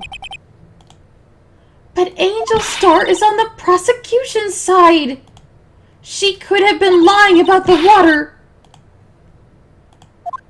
The court finds the defendant, Miss Lana Skye.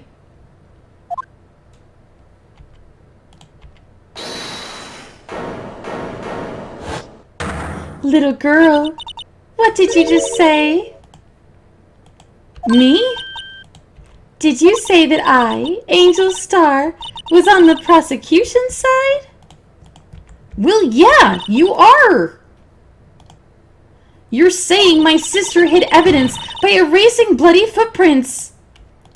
Well, I thought you'd had your fill, but here you are, demanding a second helping. Another lunchbox. A lunchbox called evidence. Wait, witness, don't tell me you have something else. Objection! The time for deliberations is past. Any further comments, and you will be held in contempt of court. Edgy baby, you don't get to make that call. Like that is not your call to make.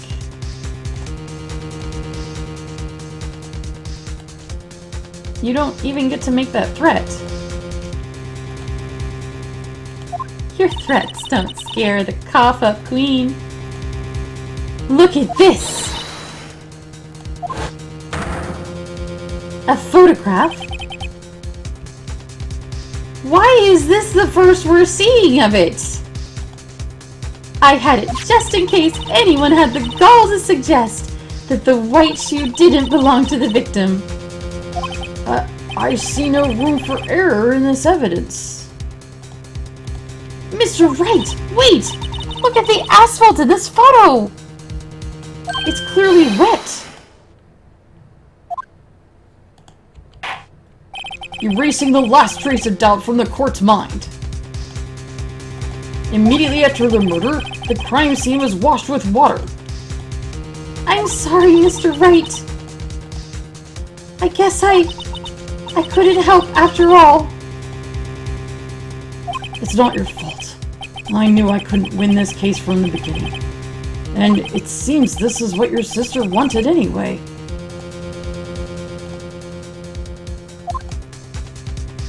Yes, question that. I'm sorry, Mia. Right, wet or not. Don't be so quick to throw in the towel. Get yourself up off the asphalt. Take another good look. Don't give up. Not until the bitter end. How many times are we going to learn this lesson? This is the last piece of evidence. Very well. This time I'd like to declare a verdict for good. Objection! Your Honor, wait. What has he thought of? Wait, I want to try to think if I can think of it first. The asphalt is wet with water. Is it that she couldn't have the strength to knock it over herself? Is it the blood on the shoe didn't run? Because I have questions about that. Because if it got wet, why didn't it run? Is it... What else would he think of?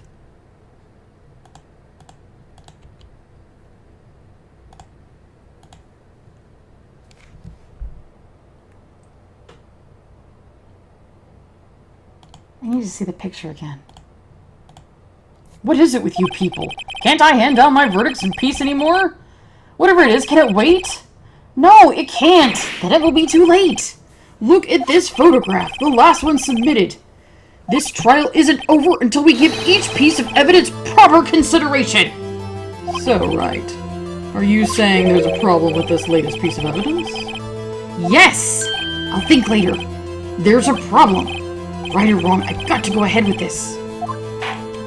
I suppose since we've come this far, we should give every claim a fair shake You suppose? Oh my god! Very well, Mr. Wright. Show the court the problem in this photograph. Okay, let me think.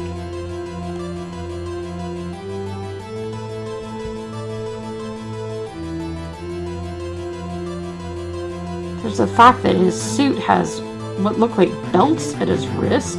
That's weird. Is that fashion? I don't fashion. I'm just a humble little Texan that doesn't know anything. The knife in his chest. That looks right. The shoe on the floor. The wet asphalt. What is that? Is there like a handkerchief in his tailpipe? It's like a tongue. What is that? Take that! The problem in this photograph is here.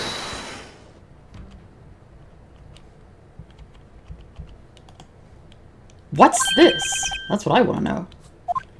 There's something poking out of the car's muffler? Wait, that's a muffler? I thought that was a tailpipe. Is there any car people in the audience?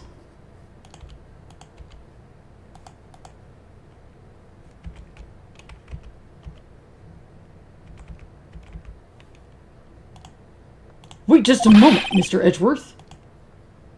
Your Honor, you just said muffler. I feel like Chad on the SNL skits. Muffler. However, I see no trace of a muffler or scarf of any kind in this photo.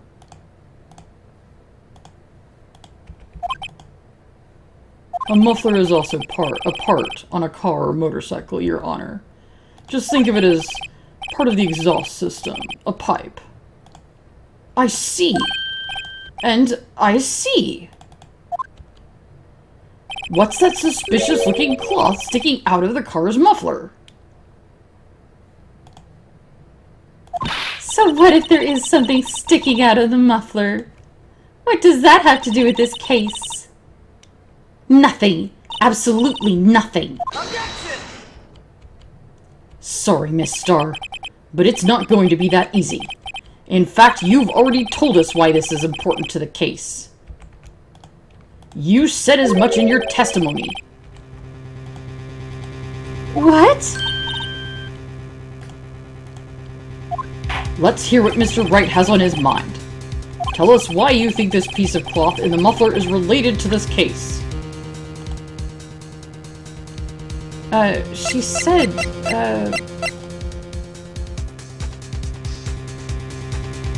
she said that she said muffler. Yeah, the word muffler was over. Yeah, this. Take that! Miss Starr, recall your testimony for the court. Yes. When I arrested her, she mentioned the muffler. And that's what had me confused in my earlier testimony. Muffler. Could it be that the muffler you heard mentioned was actually this exhaust pipe? If so, that means this piece of cloth is vital evidence. The sound effects. She crashed. She burned. Well, it seems we will have to suspend the proceedings. Suspend? I find myself wondering about that piece of cloth. If we leave any question unanswered here, we do a disservice to the law. Oh, but letting people repeatedly perjure themselves, that's just fine. Have the car at the crime scene inspected at once and bring me that cloth. God. You're a disgrace. You know that? Hold her in contempt. Hold her in contempt.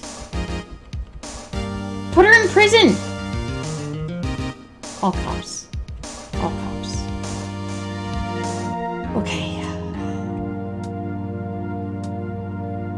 So they're going to suspend the trial for today. The verdict will wait until after we've seen all the evidence. Agreed? Sure, why not? Well, I suppose so. Oh, really magnanimous of you there, Edgeworth? You suppose so? Phew. That was close. But we made it. At least for now. This court will adjourn for a 30-minute recess. It's lunchtime after all. He's still hungry?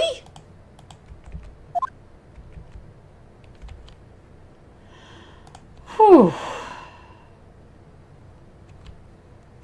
Was that in there 2 hours and 30 minutes? I think it was, actually. I'm so sorry. I really am. Okay, I gotta put my brain back in together. It seems like with these really long videos, I stopped being able to, like, think or even, like, brain at things. We know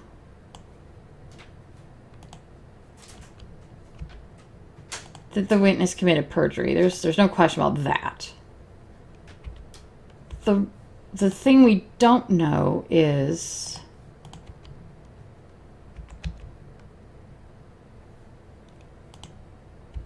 and I gotta think about this.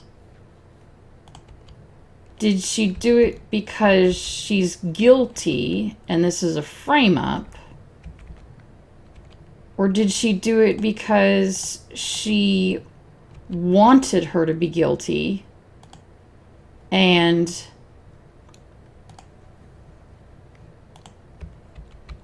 was determined to prove this woman who hurt her was a murderer?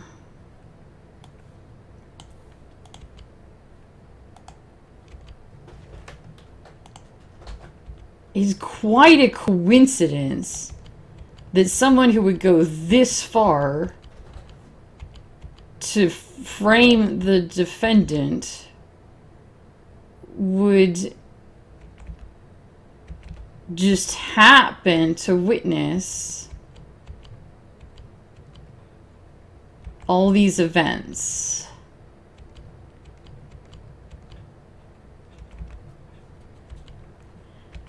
Let's proceed from the assumption that Skye did not murder Goodman. If she didn't murder Goodman,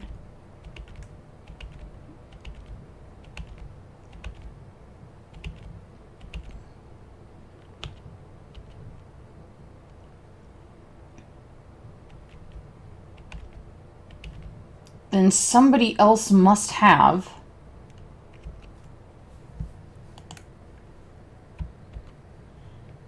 And all those pictures were constructed around her finding the body, maybe?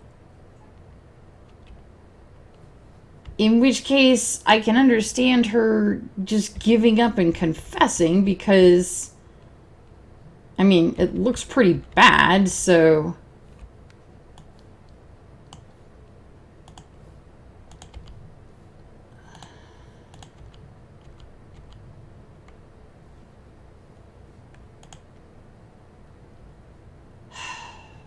I don't know.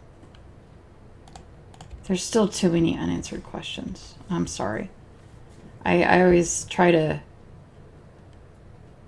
you know, come up with some ideas, but I'm at a loss on this one just so far. But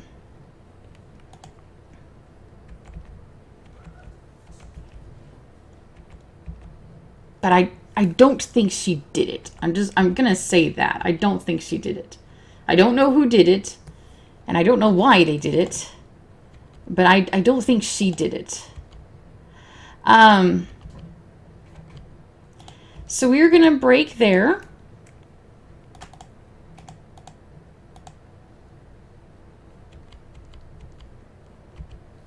Once again, this is Phoenix Wright, Ace Attorney. My name is Anna Mardall. And I will hopefully see you in the next video. I don't actually know what's going to happen. We'll go, that's not true quite. We'll go obviously investigate, hey baby, we'll go investigate the car. But beyond that, I don't exactly know what will happen. So that's kind of exciting, actually. Hopefully I will see you in the next video. Bye-bye.